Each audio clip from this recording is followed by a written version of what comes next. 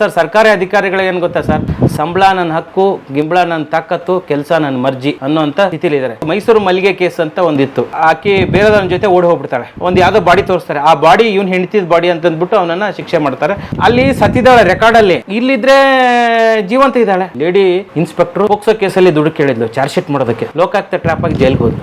Case ವ್ಯಾಲ್ಯೂಕ್ಕಿಂತ face value ಮುಖ್ಯ ಕೋರ್ಟಲ್ಲಿ. Justice delayed is justice denied, justice destroyed ಅಂತ. ನ್ಯಾಯನೇ ಇಲ್ದಂಗೆ ಆಗ್ಬಿಟ್ಟಿದೆ ಪರಿಸ್ಥಿತಿ. ಹೌದು ಸರ್, ಆ ಸ್ಥಿತಿಗಿದೆ. ಮಾರನೇ ದಿನಕ್ಕೆ ರಾತ್ರಿಗೆ ಫೋನ್ ಮಾಡಿ ಹೇಳ್ಬಿಡ್ತಾರೆ ಅವ್ರಿಗೆ, ಯಾರಿಗೆ, ಅವನಿಗೆ, ಟ್ರ್ಯಾಪ್ ಇದೆ, ನಾಳೆ ಬೆಳಗ್ಗೆ ನಿನಗೆ ಮತ್ತೆ ಫಿಕ್ಸ್ ಆಗುತ್ತೆ, ಏನಾದ್ರು ಮಾಡು ಅಂತ. ಅಲ್ಲಿಗೆ ಟ್ರ್ಯಾಪ್ ಟುಸ್. ಬಹಳ ಜನಕ್ಕೆ ಈಗ ಟ್ರ್ಯಾಪ್ ಮಾಡಿ ಏನ್ ಕಳಿಸ್ತೀವಲ್ಲ ಸರ್, ಅದೇ ಶಿಕ್ಷೆ ಸರ್, ಬೇರೆ ಏನಾಗಲ್ಲ. ಮತ್ತೆ ತಿರ್ಗಿ ಅದೇ ಪೋಸ್ಟಿಗೆ ಬರ್ತಾನೆ ನಾನು. ಒಂದು ಇನ್ಸ್ಪೆಕ್ಟರ್ ಪೋಸ್ಟಿಗೆ home minister, chief minister decide ಮಾಡ್ತಾರೆ ಸರ್. ಆ ಲೆವೆಲ್ಗಿದೆ. ಕನಿಷ್ಠ ಅಂದ್ರೂ 50 ರಿಂದ 60 ಲಕ್ಷ 70 ಲಕ್ಷ ಸರ್. ಮಾನವ ಹಕ್ಕುಗಳು ಹೈಯೆಸ್ಟ್ ಉಲ್ಲಂಘನೆ ಆಗ್ತಾರೆ ಪೊಲೀಸ್ ಸ್ಟೇಷನ್ಗಳಲ್ಲಿ.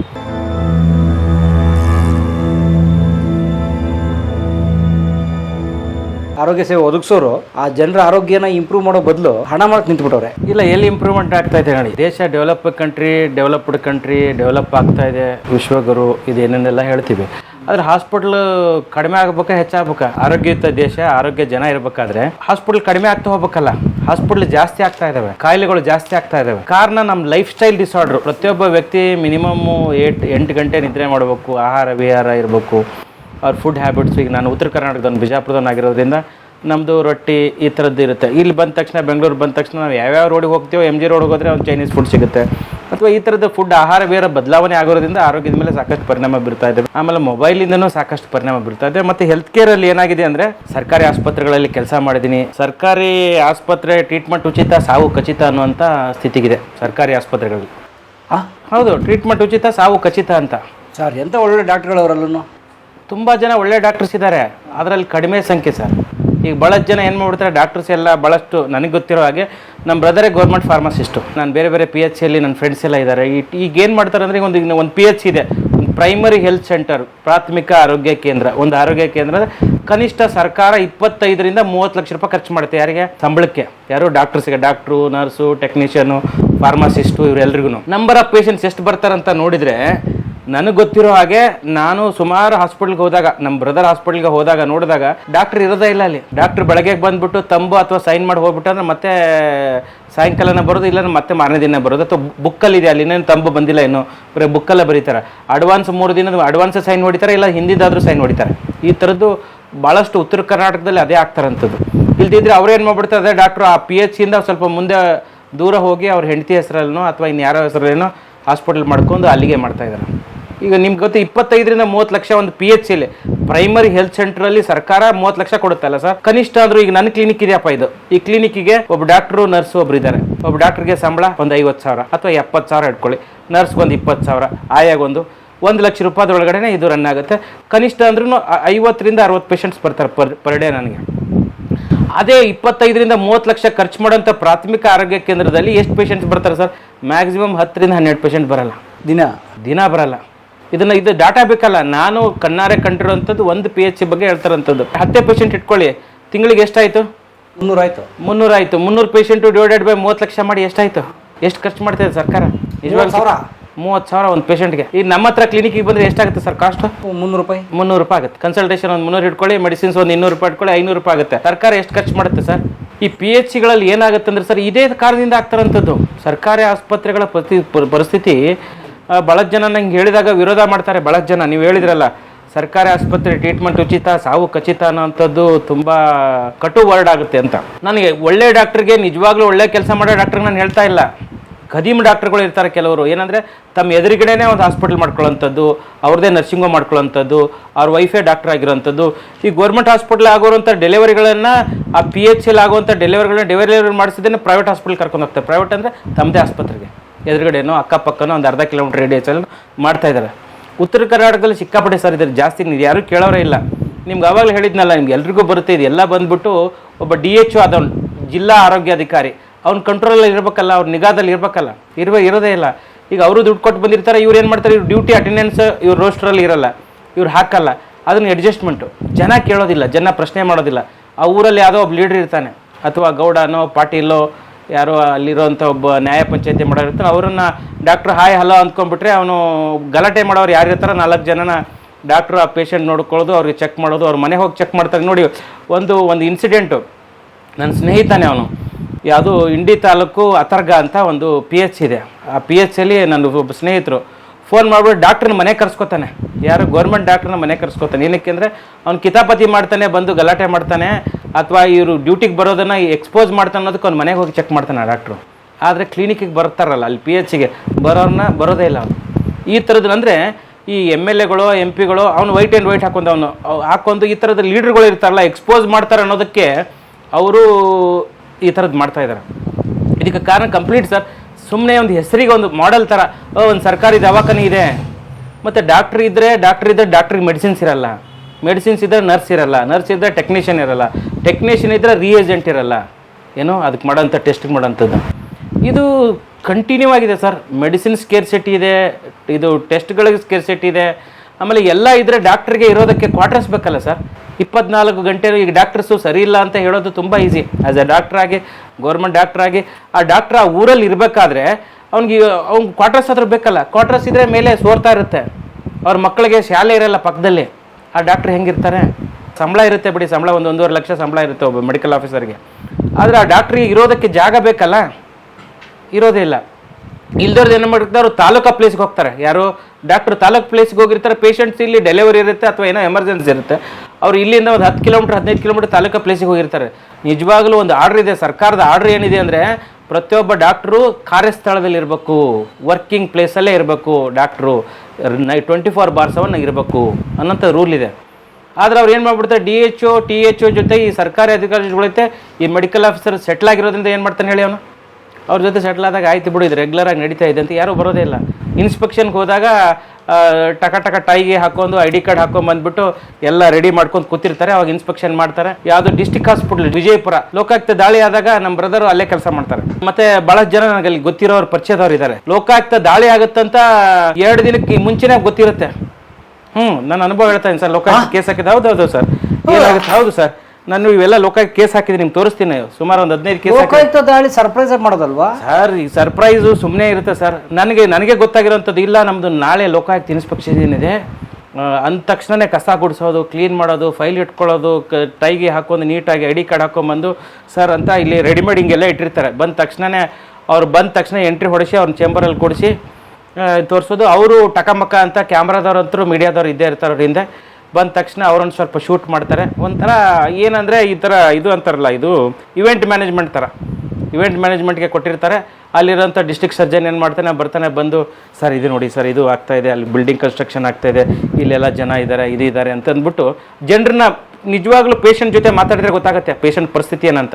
ಈ ಸರ್ಕಾರಿ ಅಧಿಕಾರಿಗಳನ್ನ ನಂಬಿ ಇನ್ಸ್ಪೆಕ್ಷನ್ ಮಾಡಬೇಕಾಗಿದ್ದಲ್ಲ, ವಾಸ್ತವದಲ್ಲಿ ಪೇಷಂಟ್ಗೆ ಸೌಲಭ್ಯ ಸಿಗ್ತಾ ಇದೆಯಾ ಅದು ಗೊತ್ತಾಗಬೇಕಲ್ಲ. ಅದು ಮಾಡೋದೇ ಇಲ್ಲ. ಪೇಷಂಟ್ಸನ್ನ ಯಾವ ಕಿರಿಕಿರಿ ಮಾಡ್ತಾವೆ, ಪೇಷಂಟ್ನ ಡಿಸ್ಚಾರ್ಜ್ ಮಾಡಿ ಕಳಿಸ್ಬಿಡ್ತಾರೆ ಅಡ್ವಾನ್ಸನ್ನೇ. ಇವನ್ ಟ್ರೀಟ್ಮೆಂಟ್ ಬೇಕಾಗಿದ್ರು ಯಾವ ಕಿರಿಕಿರಿ ಮಾಡ್ತಾರೆ ನಿಜವಾಗ್ಲೂ ಸರ್. ಹಾಸ್ಪಿಟ್ಲಲ್ಲಿ ವಿಜಯಪುರ ಡಿಸ್ಟಿಕ್ ಹಾಸ್ಪಿಟ್ಲಲ್ಲಿ ಈ ಥರದನ್ನು ಬೇರೆ ಹಾಸ್ಪಿಟ್ಲ್ಗಳನ್ನ ಅದೇ ಕತೆ ಇರುವಂಥದ್ದು. ಈ ಥರ ಆದಾಗ ಏನಾಗುತ್ತೆ, ಈ ಲೋಕಾಯುಕ್ತರು ಹೋದ್ಮೇಲೆ ಎಷ್ಟು ಜನಕ್ಕೆ ಸರ್ ಲೋಕಾಯುಕ್ತ ಕೇಸ್ಗಳನ್ನು ನಾನು ಸುಮಾರು 9 ಕೇಸ್ಗಳನ್ನು ಮಾಡಿದ್ದೀನಿ. ನೀವು ಕೇಸ್ ಫೈಲ್ ಮಾಡಿದ್ದೀವಿ? ಕೇಸ್ ಫೈಲ್ ಮಾಡಿದ್ವಿ ಲೋಕಾಯುಕ್ತ. ಮಾಂತೇಶ್ ಬೆಳಗಿ ಅಂತ ಒಬ್ರು ಆಕ್ಸಿಡೆಂಟ್ ಅಲ್ಲಿ ತಿರ್ಕೊಂಡು ಹೋದ್ರೆ IAS ಆಫೀಸರ್ ಅವ್ರು ತಿರ್ಕೊಂಡು ಹೋದ್ರಲ್ಲ, ಅವ್ರ ಮೇಲೆ ಕೇಸ್ ಮಾಡಿದ್ದೆ. ಮಾಂತೇಶ್ ಬೆಳಗಿ ಅವ್ರ ಮೇಲೆ ಅವ್ರು ಹಾನೆಸ್ಟ್ ಅವರು, ತುಂಬಾ ಒಳ್ಳೆಯವರು, ಮತ್ತೆ ಸಮಾಜದಲ್ಲಿ ಸಾಕಷ್ಟು ಒಳ್ಳೆ ಕೆಲಸಗಳು ಮಾಡಿದ್ದಾರೆ, ಒಳ್ಳೆ ಹೆಸರು ಮಾಡಿದ್ದಾರೆ. ಮತ್ತೆ ಅವ್ರ ಸ್ಪೀಚ್ಗಳನ್ನ ನಾವೆಲ್ಲ ಕೇಳಿಸ್ಕೊಂಡಿದ್ದೀವಿ. ನನಗೂ ಹೆಮ್ಮೆ ಇದೆ, ನಾನು ಪ್ರೌಡ್ ಫೀಲ್ ಮಾಡ್ತೀನಿ ಅವ್ರನ್ನ. ಏನಕ್ಕೆ ಡಿರ್ಲಿಕ್ಷನ್ ಆಫ್ ಡ್ಯೂಟಿ ಅಂತ ನಾನು ಲೋಕಾಯುಕ್ತದಲ್ಲಿ ಕೇಸ್ ಫೈಲ್ ಮಾಡಿದ್ದು ಕರಪ್ಷನ್ ಚಾರ್ಜಸ್ ಅಲ್ಲ, ಕರ್ತವ್ಯ ಲೋಪ, ಡಿರ್ಲಿಕ್ಷನ್ ಆಫ್ ಡ್ಯೂಟಿ ಅಂತ. ಏನಂದರೆ ಅನಧಿಕೃತವಾಗಿ ಕಟ್ಟಡ ಕಟ್ಟಿರೋದಕ್ಕೆ ವಿದ್ಯುತ್ ಸಂಪರ್ಕ ಕೊಡೋದಿಲ್ಲ, ಅದು ಅಪರಾಧ.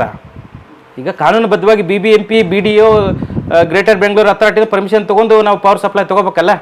ಯಾವುದೋ ಒಂದು ಸರ್ಕಾರಿ ಜಾಗನೋ ಅಥವಾ ಯಾವುದೋ ಒಂದು ಜಾಗದಲ್ಲಿ ಯಾರೋ ಒಂದು ಕಟ್ಬಿಟ್ರೆ ಅಂದರೆ ಅದಕ್ಕೆ ಪವರ್ ಸಪ್ಲೈ ಕೊಡೋದು ತಪ್ಪು.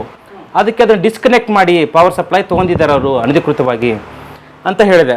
ಅದಕ್ಕೆ ನಾನು ಇದಕ್ಕೆ ಯಾವ ಡಿಪಾರ್ಟ್ಮೆಂಟ್ಗೆ, ಬೆಸ್ಕಾಂ ವಿಜಿಲೆನ್ಸ್ ಅಂತಿದೆ, ಬೆಸ್ಕಾಂ ವಿಜಿಲೆನ್ಸ್ಗೆ ಕಂಪ್ಲೇಂಟ್ ಮಾಡಿದೆ. ಅದೇ ಬೆಸ್ಕಾಂ ವಿಚಕ್ಷಣ ದಳ ಅವ್ರು ಬಂದ ತಕ್ಷಣನೇ SP ಫೋನ್ ಮಾಡಿದೆ. ನಾನು SP ಅಲ್ಲಿರೋ ಸಬ್ ಇನ್ಸ್ಪೆಕ್ಟರ್ ಫೋನ್ ಮಾಡಿದೆ. ಆಯಿತು ಬರ್ತೀವಿ ನೋಡೋಣ ಅಂದ ತಕ್ಷಣ ಇದು ಬೆಂಗಳೂರು ವಿಜಿಲೆನ್ಸ್ SP ಫೋನ್ ಮಾಡಿದ ತಕ್ಷಣ ಅವ್ರು 5,14,000 ದಂಡ ಹಾಕಿದ್ರು ಮನೆಗೆ, ಅನಧಿಕೃತ ಕಟ್ಟಡಕ್ಕೆ, ಅದಕ್ಕೆ ಅಂಗಡಿಗೆ. ಎಲ್ಲಿದು? ಕೇಂದ್ರೀಯ ವಿಹಾರ ಅಪಾರ್ಟ್ಮೆಂಟ್ ಒಳಗಡೆ ಕಟ್ಟಿರುವಂಥ ಒಂದು ಇಲ್ಲಿಗಲ್ ಶಾಪ್, ಅದು 3 ಶಾಪ್ಗೆ ಅದು ದಂಡ ಹಾಕಿದ್ಮೇಲೆ ದಂಡ ಹಾಕಿ ಮತ್ತೆ ಅದಕ್ಕೆ ಪವರ್ ಸಪ್ಲೈ ಕೊಟ್ಟರು. ಅಂದರೆ ದಂಡ ಹಾಕೋದು ನೀವು ಅಪರಾಧನ ರೆಗ್ಯುಲರೈಸ್ ಮಾಡ್ಕೊಳ್ಳಿ ಅಂತ. ಇದನ್ನೇ ಮಾಡ್ತಾರೆ ನೀನು ಕಂಟಿನ್ಯೂಸ್. ಮತ್ತೀಗ ಸರ್, ಈಗ ನಾನು ತಪ್ಪು ಮಾಡಿರ್ತೀನಿ, ನನಗೆ ದಂಡ ಹಾಕ್ತಾರೆ, ತಿರ್ಗಾ ಮತ್ತೆ ಅದನ್ನೇ ಮಾಡ್ಕೊಂಡು ಹೋಗ್ತೀನಲ್ಲ ಅದನ್ನು. ಅದಕ್ಕೆ ಪವರ್ ಸಪ್ಲೈ ಕೊಡಬಾರ್ದಲ್ಲ. ಅನಧಿಕೃತವಾಗಿರೋದನ್ನು ಇವರು ಪವರ್ ಸಪ್ಲೈ ಕೊಟ್ಟ ತಕ್ಷಣ ಅಧಿಕೃತ ಆಗುತ್ತೆ ಸರ್. ಅಧಿಕೃತನೇ ಅನಧಿಕೃತನೇ. ದಾಖಲೆಯಲ್ಲಿ ಗೋರ್ಮೆಂಟಿಂದ ಅವ್ರಿಗೆ ಪರ್ಮಿಷನ್ ಇದ್ದರೆ, ಕಾಪಿ ಇದ್ದರೆ ಅವ್ರು ಏನು ಮಾಡಬೇಕು, ಅದನ್ನು ತೋರಿಸ್ಬೇಕು. ಮತ್ತು ಅದಕ್ಕಾಗಿ ನಾನು ಲೋಕಾಯುಕ್ತದಲ್ಲಿ ಕೇಸ್ ಕೊಡ್ತೀನಿ ಅವ್ರ ಮೇಲೆ. ಕೊಟ್ಟ ತಕ್ಷಣ ಅವ್ರು ಕೊಡ್ತಾರೆ, ಇಲ್ಲ ಅದು ಲೀಗಲ್ಗೆ ಕಳಿಸಿದ್ವಿ, ಲೀಗಲಲ್ಲಿ ಚೆಕ್ ಮಾಡಿದ ಮೇಲೆ ಕೊಡಬೇಕಂತ ಇದೆ ಅಂತ ಅಂದರು. ಲೀಗಲ್ ಯಾವ ಲೀಗಲ್ ಅಂತ ಚೆಕ್ ಮಾಡಿದಾಗ ಲೀಗಲ್ ಏನು ಹೇಳುತ್ತೆ, ಕಾನೂನು ಬಾಹಿರವಾಗಿರುವಂಥ ಪರ್ಮಿಷನ್ ಇಲ್ಲದ ಕಟ್ಟಡಕ್ಕೆ ಕಟ್ಟಲೇಬಾರ್ದು ಅಂತ. ಸುಮ್ಮನೆ ಒಂದು ಲೀಗಲ್ಲು ಅಂತ, ಏನು ಲೀಗಲ್ ಒಪಿನಿಯನ್ ಇಲ್ಲ. ಲೀಗಲ್ ಒಪಿನಿಯನ್ ಕೇಳಿದ್ರು, ಲೀಗಲ್ ಒಪಿನಿಯನ್ ಕಾಪಿ ನನ್ನ ಹತ್ರ ಇತ್ತು, ಇಲ್ಲ ಅದನ್ನೇ ಲೀಗಲ್ ಆಗಿ ಕೊಟ್ಟಿದ್ದೀವಿ ಅಂತ. ಅದು ಬೇರೆ ಯಾವ ಕಾನೂನಲ್ಲಿ, ಯಾವ ಸೆಕ್ಷನಲ್ಲಿ, ಯಾವ ಪ್ರಾವಿಷನಲ್ಲಿ ಕೊಟ್ಟಂತ ಬೇಕಲ್ಲ. ಕಾನೂನು ಅಂದರೆ ಒಂದು ಸೆಕ್ಷನ್ಸು, ಒಂದು ರೂಲು, ಒಂದು ಇನ್ಸ್ಟ್ರಕ್ಷನ್ಸು, ಗೈಡ್ಲೈನ್ಸು, ಸರ್ಕ್ಯುಲರ್ ಇರುತ್ತಲ್ಲ, ಯಾವುದೂ ಇಲ್ಲವೇ ಇಲ್ಲ. ಈ ಥರದ್ದು ಮಾಡಿದಾಗ ಏನಾಯಿತು, ನಾನು ಅವ್ರ ಮೇಲೆ ಕೊಟ್ಟೆ, ಅವ್ರು ಕೊಟ್ಟರು ವಾಪಸ್ಸು. ಈ ಥರದನ್ನು ಅಂದರೆ ಈ ಕೇಸ್ ಕೊಡ್ತೀವಲ್ಲ ಸರ್, ಲೋಕಾಯುಕ್ತದಲ್ಲಿ ಕೊಡುವಂಥದ್ದು FSN ಅಂತ, FSN ಒಂದು PSN ಅಂತ ಒಂದು ನಂಬರ್ ಕೊಡ್ತಾರೆ. ನಾವು ಲೋಕಾಯುಕ್ತ ಕೇಸ್ ಇವತ್ತು ಕೊಟ್ಟು ಬಂದರೆ ಅದು ಕನಿಷ್ಠ 6 ತಿಂಗಳು ಬಿಟ್ಟು ನಿಮಗೆ ಬರುತ್ತೆ ರಿಪ್ಲೈ. ಏನು, ನಿಮ್ಮ ನೋಟಿಸನ್ನು ಆ ಸಂಬಂಧಪಟ್ಟ ಅಧಿಕಾರಿಗೆ ನೋಟಿಸನ್ನು ಜಾರಿ ಮಾಡಿದ್ದೀವಿ. ಯಾವಾಗ? 6 ಮಂತ್ಸ್. ಅದು ನಮ್ಮ ಥರ ಇರೋಂಥ ಹೋಗ್ಬಿಟ್ಟು ಯಾಕೆ ಮಾಡಿಲ್ಲ ಸರ್ ಅಂತ 10 ಸಾರಿ ಹೋಗ್ಬೇಕು. ಎಲ್ಲಿಗೆ? ಲೋಕಾಯುಕ್ತ ಆಫೀಸ್ಗೆ. ಸರ್ ನಾನು ಕೊಟ್ಟು 6 ತಿಂಗಳಾಯ್ತಲ್ಲ ಸರ್, ಇನ್ನೂ ಆಗಿಲ್ಲ ಸರ್ ಅಂತ. ಅಲ್ಲಿ ಹೋಗೋದೇನು ಸರ್, ಅವ್ರಿಗೆ ಕಳಿಸ್ತಾರೆ. ಯಾವ ಅಧಿಕಾರಿಗೆ? ಆ ಸಂಬಂಧಪಟ್ಟ ಅಧಿಕಾರಿಗೆ ನಾವೇನು ಕಂಪ್ಲೇಂಟ್ ಕೊಟ್ಟಿರ್ತೀವಲ್ಲ, ಈ ಥರ ನಿಮ್ಮ ಮೇಲೆ ಒಂದು ಕಂಪ್ಲೇಂಟ್ ಬಂದಿದೆ, ಅದಕ್ಕೆ ನಿಮ್ಮದು ರೀಜಾಯಿಂಡ್ರಿ ಕೊಡಿ, ಉತ್ತರ ಕೊಡಿ, ಪ್ರತ್ಯುತ್ತರ ಕೊಡಿ ಅಂತಿರುತ್ತೆ. ಅವನು ನಾನು ಬ್ಯುಸಿ ಇದ್ದೀನಿ ಅಂತ ಒಂದು ಸರ್, ಸರ್ಕಾರಿ ಅಧಿಕಾರಿಗಳು ಏನು ಗೊತ್ತಾ ಸರ್, ಸಂಬಳ ನನ್ನ ಹಕ್ಕು, ಗಿಂಬಳ ನನ್ನ ತಾಕತ್ತು, ಕೆಲಸ ನನ್ನ ಮರ್ಜಿ ಅನ್ನೋಂಥ ಸ್ಥಿತಿಲಿದ್ದಾರೆ 90% ಆಫ್ ದಿ ಸರ್ಕಾರಿ ಅಧಿಕಾರಿಗಳಿಗೆ ಸರ್. ಅದಕ್ಕೆ ಹೆಂಗೆ ಆಗ್ತಾರಂಥದ್ದು. ಅವ್ರು ಏನು ಮಾಡ್ತಾರೆ ಗೊತ್ತಾ ಸರ್, ಅದಾದ ತಕ್ಷಣವೇ ಅವ್ರು ಏನು ಮಾಡ್ತಾರೆ, ಇದನ್ನು ಲೆಟ್ರನ್ನ ನಾವು ಕೊಟ್ಟಿಗೆ ಸರ್ 6 ತಿಂಗಳು ಬೇಕು ಸರ್ ಮಿನಿಮಮ್. ನಾನು ಹೇಳ್ತಾ ಇದ್ದೀನಿ, ಓಪನ್ ಆಗಿ ಬರ್ದು ಕೊಡ್ತೀನಿ. ಒಂದೇ ಒಂದು ಕಂಪ್ಲೇಂಟು ಲೋಕಾಯುಕ್ತದಲ್ಲಿ ಕೊಟ್ಟ ತಕ್ಷಣಿಕ ಆಗಿರೋಂಥದ್ದು ನಿದರ್ಶನ ಇಲ್ಲ. ನಾನು ಒಂದಲ್ಲ, ಒಟ್ಟು ಟೋಟಲ್ 6 ಕಂಪ್ಲೇಂಟ್ ಕೊಟ್ಟಿದ್ದೀನಿ. ಒಂದು ಕಂಪ್ಲೇಂಟ್ ಒಂದು 6 ತಿಂಗಳು, 1 ವರ್ಷ, 1.5 ವರ್ಷ ಬಿಟ್ಟ. ಏನು ಕಂಪ್ಲೇಂಟ್ ರಿಸೀವ್ ಮಾಡ್ಕೊಳ್ಳೋದು ಸರ್, ಇದು ಹೇಳ್ತಾ ಇರೋದು ಸಾಲ್ವ್ ಅಲ್ಲ. ಇದು 6 ತಿಂಗಳು ಟೈಮ್ ತೊಗೊಳುತ್ತೆ. ಬರೀ ಒಂದು ಕಂಪ್ಲೇಂಟ್ ಕೊಟ್ಟಾಗ ಅವ್ರಿಗೆ ಕಳಿಸ್ತಾರೆ. ಅವ್ರು ಕಳಿಸಿದ ತಕ್ಷಣ ಅವ್ರು ಉತ್ತರ ಕೊಡಿ, ಪ್ರತ್ಯುತ್ತರ ಉತ್ತರ ಕೊಡ್ತಾರೆ. ಅವ್ರು ಉತ್ತರ ಕೊಟ್ಟ ತಕ್ಷಣವೇ ಅವ್ರು ಏನಂದರೆ ನಮ್ಗೆ ಟೈಮ್ ಕೊಡಿ ಅಂತ ಅವರು 6 ತಿಂಗಳು ತೊಗೋತಾರೆ. ಏನು, ನಮ್ಮದು ಮೀಟಿಂಗ್ ಇದೆ, ಅದು ನಡೀತಾ ಇದೆ, ಇದು ನಡೀತಾ ಇದೆ, ಇನ್ಸ್ಪೆಕ್ಷನ್ ನಡೀತಾ ಇದೆ, ನಾವು ಬ್ಯುಸಿ ಇರೋದ್ರಿಂದ ಅದಕ್ಕಾಗಿ ನಮ್ಗೆ ಟೈಮ್ ಕೊಡಿ ಅಂತ ಅವ್ರೊಂದು 3 ತಿಂಗಳು ತೊಗೋತಾರೆ. ಮತ್ತು ಇನ್ನೊಂದು ಸರಿಗೆ ಮತ್ತೆ 2 ತಿಂಗಳು ತೊಗೋತಾರೆ. ಮತ್ತು ಪೊಲೀಸರ ಮುಖಾಂತರ ನೋಟಿಸ್ ಜಾರಿ ಮಾಡ್ತಾರೆ ಅವ್ರಿಗೆ. ಪೊಲೀಸರು ಏನು, ಲೋಕಾಯುಕ್ತ ಪೊಲೀಸರು ಹೋಗಿ ಅವ್ರಿಗೆ ಬಹೆಂಡನ್ನು ಕೊಡ್ತಾರೆ. ಅವಾಗ ಉತ್ತರ ಕೊಡ್ತಾರೆ. ಎಷ್ಟಾಯಿತು ಸರ್? 6 ತಿಂಗಳು, ಆ ಕಡೆ 6 ತಿಂಗಳು, 1 ವರ್ಷ ಆಗುತ್ತೆ. ಏನು ಕಂಪ್ಲೇಂಟ್ ಅವ್ನು ತೊಗೊಂಡು, ಹೌದಪ್ಪ ನನ್ನ ಮೇಲೆ ದೂರು ಬಂದಿದೆ ಅಂತ. ದೂರು ಬಂದಮೇಲೆ ಅವನೊಂದು ರೆಡಿ ಮಾಡ್ತಾನೆ ಸರ್. ಸಿದ್ಧ ಉತ್ತರಗಳಿರ್ತವೆ. ಏನಂದರೆ ಈ ಥರದ್ದು ಏನಾದರೂ ಒಂದು ಹೇಳಿ ಕೊಟ್ಬಿಡ್ತಾರೆ. ಅವಾಗ ಮನುಷ್ಯ ಏನು ಮಾಡ್ತಾನೆ, 6 ತಿಂಗಳು ಓಡಾಡ್ತಾನಲ್ಲ ಸರ್, ಯಾವ ಲೋಕಾಯುಕ್ತ ಹೋಗ್ತಾನಲ್ಲ, ಅವನಿಗೆ ಯಾವನಿಗೆ ಪೇಷನ್ಸ್ ಇರುತ್ತೆ ಸರ್? ಕೆಲಸ ಬಗ್ಸಿ ಎಲ್ಲ ಬಿಟ್ಟು ನಮಗೇನು DA ಕೊಡ್ತಾರೆ, ಸಂಬಳ ಕೊಡ್ತಾರೆ, ಏನು ಕೊಡ್ತಾರೆ ಸರ್? ಯಾರು ಕೊಡ್ತಾರೆ? ಏನು ಇಲ್ಲವೇ ಇಲ್ಲ. ಮನುಷ್ಯ ಏನು ಮಾಡ್ತಾನೆ, 1 ಸರಿ 2 ಸರಿ ಹೋಗ್ತಾನೆ ಸರ್. ಯಾವುದಾದ್ರೂ ಕಂಪ್ಲೇಂಟ್ ಬರೋದು, ಕಂಪ್ಲೇಂಟ್ ಕೊಡೋರೇ ಇಲ್ಲವೇ ಇಲ್ಲ. ಇಲ್ಲಿ 90% ಜನ ಕೊಡೋದೇ ಇಲ್ಲ. ಅದು ಹಾಳಾಗಿ ಹೋಗ್ಲಪ್ಪ, ಅದು ಏನಾದರೂ ಮಾಡಲಿ ಅಂತ. ಈ ಥರದ್ದು ಇದನ್ನು ಕೊಟ್ಟಾಗ ನಮ್ಗೆ ಉತ್ತರ ಬರುತ್ತೆ, ಒಂದು ಹಾರಿಕೆ ಉತ್ತರ ಬರುತ್ತೆ. ನಾವು ಸಾಕಾಗಿ ಏನು ಮಾಡ್ತೀವಿ, ಬಿಟ್ಬಿಡ್ತೀವಿ. ಈ ಥರದ್ದು ಲೋಕಾಯುಕ್ತಲ್ಲಿ ಆಗುವಂಥದ್ದು. ಇನ್ನೊಂದು ಲೋಕಾಯುಕ್ತದಲ್ಲಿ ಟ್ರ್ಯಾಪ್ ಮಾಡಿಸುವಾಗ ಜಿಲ್ಲೆಯಲ್ಲಿ ಇದೆ, ಬೆಂಗಳೂರು ಜಿಲ್ಲೆಯಲ್ಲಿ ಒಬ್ಬನ ಲೋಕಾಯುಕ್ತ ಟ್ರ್ಯಾಪ್ ಮಾಡಿಸ್ತೀನಿ 15,000 ರೂಪಾಯಿ ಲಂಚಕ್ಕೋಸ್ಕರ. ಯಾರು? ಒಬ್ಬ ಅಧಿಕಾರಿನ. ಯಾವ ಇಲಾಖೆ? ಆರೋಗ್ಯ ಇಲಾಖೆಯಲ್ಲಿ. ಅದೇ ನಿಮ್ಗೆ ಹೇಳಿದ್ನಲ್ಲ, Karnataka private medical establishment authority ಅಂತ. ಆ ಲೈಸೆನ್ಸ್ಗೋಸ್ಕರ, ಡಾಕ್ಟ್ರಿಗೋಸ್ಕರ ಅವ್ರು 15,000ಕ್ಕೆ ಬರ್ತಾರೆ. ಆದಮೇಲೆ ಅದು ಅಡಿಯೋ ಸಿಗುತ್ತೆ. ಅಡಿಯೋ ತೊಗೊಂಡು ನಾನು ಲೋಕಾಯುಕ್ತಗೆ ಹೋಗಿ ಲೋಕಾಯುಕ್ತರ ಜೊತೆ ಅವರು ಸ್ಪಾಟ್ ಇದು ಮಾಡ್ತಾರೆ. ಏನಂದರೆ ರೆಡ್ ಹ್ಯಾಂಡ್ ಬಗ್ಗೆ ಒಂದು ಪ್ರೊಸೀಜರ್ ಇರುತ್ತೆ. ಲೋಕಾಯುಕ್ತ ಟ್ರ್ಯಾಪ್ ಆಗೋದು ತುಂಬ ಬಿಗ್ಗರ್ ಟಾಸ್ಕ್ ಅದು. ಈಗ ಅವನು ಡಿಮಾಂಡ್ ಇರಬೇಕು ಮತ್ತು ಸಪ್ಲೈ ಇರಬೇಕು. ಈಗ ಒಬ್ಬ ಸರ್ಕಾರಿ ಅಧಿಕಾರಿ ಇದ್ದಾನಂದರೆ ಅವನು ದುಡ್ಡನ್ನು ಡಿಮಾಂಡ್ ಮಾಡಬೇಕು. ನಿಮ್ಮದೊಂದು ಕೆಲಸ ಇದೆ ಪೆಂಡಿಂಗು, ಕೆಲಸ ಪೆಂಡಿಂಗ್ ಇರಬೇಕು ಅಲ್ಲಿ ಫಸ್ಟು. ಅದೇ ಅಧಿಕಾರಿ ಹತ್ರ ಇರಬೇಕು, ಅದೇ ಕೆಲಸ ಇರಬೇಕು. ಅವನಿಗೆ ಅಲ್ಲಿ ಕೆಲಸ ಇರಬೇಕು, ಡಿಮಾಂಡ್ ಇರಬೇಕು. ಏನೋ ನಮಗೆ ಇಷ್ಟು ಕೊಡಿ, ನಾವು ಸಪ್ಲೈ ಮಾಡೋಕ್ಕಿರ್ಬೇಕು, ಎಷ್ಟು ತಂದು ಕೊಡ್ತೀವಿ. ಈ ಥರದ ಆಡಿಯೋ ರೆಕಾರ್ಡಿಂಗ್ ಮಾಡಿಕೊಟ್ರೆ ಮಾತ್ರ FIR ಮಾಡೋದು. ಇಲ್ದಿದ್ರೆ ಅವರು FIR ಮಾಡಿ ಇಷ್ಟು ತೊಗೊಂಬರ್ಬೇಕು. ತೊಗೊಂಡ್ಮೇಲೆ ರೆಡ್ ಹ್ಯಾಂಡ್ ಅಂತ ಮಾಡ್ತಾರೆ. ರೆಡ್ ಹ್ಯಾಂಡ್ ಅಂದರೆ ಅವ್ರನ್ನ ನಮ್ಗೆ ಅದಕ್ಕೆ ಮುಂಚೆನೇ ಅವ್ರಿಗೆ ಫೋನ್ ಮಾಡಿಸ್ತಾರೆ. ನಮ್ಗೆ ಅಲ್ಲೇ ಲೋಕಾಯುಕ್ತ ಆಫೀಸಲ್ಲೇ ಕುತ್ಕೊಂಡಾಗ ಅಲ್ಲಿ ಒಬ್ಬ DYSP, ಸಬ್ ಇನ್ಸ್ಪೆಕ್ಟ್ರು ಇರ್ತಾರೆ. ಏನಂದರೆ ಅವರು ನಮ್ಮ ಹತ್ರ ನಾವು ಡಾಕ್ಟ್ರ್ ಅವ್ನು ಯಾವನು ಡಿಮಾಂಡ್ ಮಾಡಿರ್ತಾನಲ್ಲ ದುಡ್ಡನ್ನು, ಆ ದುಡ್ಡಿಗೆ ಫಿನಾಪ್ತಿಲಿನ್ ಹಾಕಿ, ಇದು ಹಾಕಿ, ಒಂದು ಕೆಮಿಕಲ್ ಇರುತ್ತೆ, ಅದನ್ನ ಹಾಕಿ ಅದಕ್ಕೆ ಇದು ಮಾಡಿ ಪೌಡ್ರ್ ಹಾಕಿ ಇಟ್ಟಿರ್ತಾರೆ. ಆ ಕವರ್ ಇರುತ್ತೆ, ಕವರ್ ಮೇಲೆ ಹಾಕಿರ್ತಾರೆ. ಮತ್ತು 2 ಪಂಚರಿರ್ತಾರೆ ಸಾಕ್ಷಿ, ಸರ್ಕಾರಿ ಆಫೀಸರ್ಸೇನೆ 2 ಪಂಚರಿರ್ತಾರೆ ಸಾಕ್ಷಿ. ಎಲ್ಲನೂ ವಿಡಿಯೋ ಚಿತ್ರೀಕರಣ ಆಗುತ್ತೆ ಅಲ್ಲಿ. ಯಾವುದೂ ಲೋಕಾಯುಕ್ತ ಟ್ರ್ಯಾಪ್ ಆಗೋದಕ್ಕೆ ಯಾವುದು ವಿಡಿಯೋ ಚಿತ್ರೀಕರಣ ಇಲ್ಲದೆ ಯಾವುದು ಮಾಡೋದಿಲ್ಲ. ಅದೊಂದು ಪ್ರೊಸೀಜರ್, ಅದು ಡ್ಯೂ ಪ್ರೊಸೆಸ್. ಅದನ್ನು ಕ್ಯಾಮ್ರಾದ ಇದರಲ್ಲೇ ಆಗುತ್ತೆ. ಅವ್ರು 2 ಸಾಕ್ಷಿ ಇರ್ತಾರೆ. ಯಾರು ಸರ್ಕಾರಿ ಅಧಿಕಾರಿಗಳು ಸಾಕ್ಷಿ ಇರ್ತಾರೆ, ನಮ್ಮ ಮುಂದೆನೇ ಅದೆಲ್ಲ ರೆಡಿ ಮಾಡಿರ್ತಾರೆ. ಏನಂದರೆ ಅದನ್ನು ಇದನ್ನು ಒಂದು ಬವೆಲ್ ಇರುತ್ತೆ, ಅದರಲ್ಲಿ ನೀರಿರುತ್ತೆ, ಈ ಥರದ್ದು ಇರುತ್ತೆ, ತೋರಿಸ್ತಾರೆ ನಮ್ಗೆ ಹೀಗಾಗಿ ಆಗುತ್ತೆ ಅಂತ. ನಮ್ಗೆ ಆ ವ್ಯಕ್ತಿಗೆ ಯಾರಾದ್ರೂ ಲಂಚ ಕೇಳಿದ್ನಲ್ಲ ಅವನಿಗೆ ಫೋನ್ ಮಾಡ್ಬೇಕು, ಎಲ್ಲಿ ಸರ್ ಹೇಳಿದ್ರಲ್ಲ ಸರ್ ದುಡ್ಡು ತೊಗೊಂಬರ್ತೀನಿ ಸರ್, ಎಲ್ಲಿಗೆ ಬರಲಿ ಅಂದ ತಕ್ಷಣವೇ ಇಲ್ಲೇನು ಮಾಡ್ತಾರೆ, ಲೋಕಾಯುಕ್ತರು ಅವ್ರದ್ದೇ ಆದಂಥ ಮಫ್ತಿಯಲ್ಲಿ ಬೇರೆ ಬೇರೆ ಡ್ರೆಸ್ಸಲ್ಲಿ ಬರ್ತಾರೆ. ಆ ವ್ಯಕ್ತಿ ಹತ್ರ ಹೋಗ್ತೀವಿ, ಅವ್ರು ಬೇರೆ ಬೇರೆ ಬೇರೆ ಡ್ರೆಸ್ಸಲ್ಲಿ ಇರ್ತಾರೆ. ಅವಾಗ ಹೋದಾಗ ಅವ್ರು ದುಡ್ಡು ಕೊಡೋಕೆ ಹೋದಾಗ ಅದನ್ನ ಹಿಡಿತಾರೆ. ಹಿಡಿದ ತಕ್ಷಣವೇ ಅವ್ರ ಕೈಯಿಂದ ದುಡ್ಡು ಮುಟ್ತಾರಲ್ಲ, ಆ ದುಡ್ಡು ಮುಟ್ಟಿದ ತಕ್ಷಣ ಅವ್ರ ಕೈನ ಎರಡು ಕೈ ಹಿಡಿದು ಆ ನೀರಲ್ಲಿ ಅದುಮ್ತಾರೆ. ಹಿಂಗೆ ಡಿಪ್ ಮಾಡಿದಾಗ ರೆಡ್ ಅಂತ ಆಗುತ್ತೆ, ರೆಡ್ ಹ್ಯಾಂಡ್ ಅಂತಾರೆ ಅದಕ್ಕೆ. ಲಿಕ್ವಿಡ್ ರೆಡ್ ಆಗುತ್ತೆ, ನೀರು ರೆಡ್ ಆಗುತ್ತೆ, ಅದು ಅದಕ್ಕೆ ರೆಡ್ ಹ್ಯಾಂಡ್ ಅನ್ನೋದು. ರೆಡ್ ಹ್ಯಾಂಡ್ ಅನ್ನೋದು. ಆವಾಗ ಏನು ಮಾಡ್ತಾರೆ, ಅವ್ರು ಸಿಕ್ಕ ತಕ್ಷಣ ಅವ್ರನ್ನ ಜೇಸಿ ಮಾಡ್ತಾರೆ. ಜೇಸಿ ಅದ ಜುಡಿಷಿಯಲ್ ಕಸ್ಟಡಿ, ಜೈಲಿಗೆ ಕಳಿಸ್ತಾರೆ, ಪರಪ್ ನಗರಕ್ಕೆ ಬಿಟ್ಟು ಬಂದ್ಬಿಡ್ತಾರೆ. ಉದಾಹರಣೆಗೆ ಆ ಮಾಗಡಿ ರೋಡ್ ಒಬ್ಬ ಪೊಲೀಸ್ ಸಬ್ ಇನ್ಸ್ಪೆಕ್ಟರ್ ಒಬ್ಬ ಗ್ರೌಂಡ್ ಅಲ್ಲಿ ಸಿಗಾಕೊಂಡ್ಬಿಟ್ಟು ಏ ಅಂತ ಕೂಗ್ತಾ ಇದ್ನಲ್ಲ ಅವನು, ಅವನ ಹೆಸರೇನೋ ಇದೆಲ್ಲ ಹೆಸರು Magadi road KP Agrahara police. ಹಾಂ, ಗೋವಿಂದರಾಜು ಅಂತ ಅವನು ಓಯ್ ಅಂತ ಕೂಗ್ತಾ ಇದ್ದ. ಅದೇ ಸೇಮ್ ನಿಮ್ಮ ಕರ್ಣಕ್ಕೆ ಹಾಕೊಂಡ್ರಿ ನೋಡಿ ಅವರು. ಹೌದು, ಕರೆಕ್ಟ್.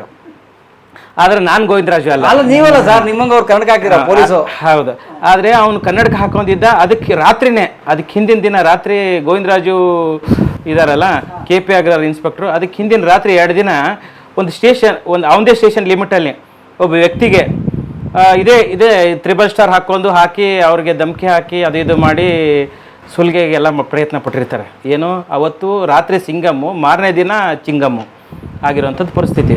ಅವಾಗ ಹಿಡಿದಾಗ ಯಾವ ಥರ ಕಿರಿಸ್ತಾ ನೋಡಿ ಸರ್. ಯಾಕಂದರೆ ಒಬ್ಬ ಸ್ಟೇಷನ್ಗೆ ಸರ್, ಈ ಹಲ್ಸೂರ್ ಗೇಟ್ ಪೊಲೀಸ್ ಸ್ಟೇಷನ್ ಅಂತ ಇದೆ, ನಿಮ್ಗೆ ಗೊತ್ತಿದೆ, ಹಲ್ಸೂರ್ ಗೇಟ್ ಕಾರ್ಪೊರೇಷನ್ ಅಲ್ಲೆಲ್ಲ ಬರ್ಬೇಕಾದ್ರೆ 70ರಿಂದ 1 ಕೋಟಿ ದುಡ್ಡು ಕೊಟ್ಟು ಬರ್ಬೇಕು ಸರ್. ಭಾಳ ಜನ ಸಸ್ಪೆಂಡ್ ಆಗಿ ಹೋಗ್ಬಿಟ್ಟಿದ್ದಾರೆ ಅಲ್ಲಿ. ಸ್ಟೇಷನ್ ಅಂದರೆ ಒಬ್ಬ ಹೋಮ್ ಮಿನಿಸ್ಟ್ರಿಗೋ, ಹೋಮ್ ಮಿನಿಸ್ಟರ್ PA ಅವ್ನ ಚಮಚಾಗೋ, ಅವ್ರ ಸಂಬಂಧಿಕರು ಅಥವಾ ಯಾವುದಾದ್ರು ಲೀಡ್ರಿಗಿದ್ರೆ ಮಾತ್ರ ಪೊಲೀಸ್ ಸ್ಟೇಷನ್ಗಳಲ್ಲಿ.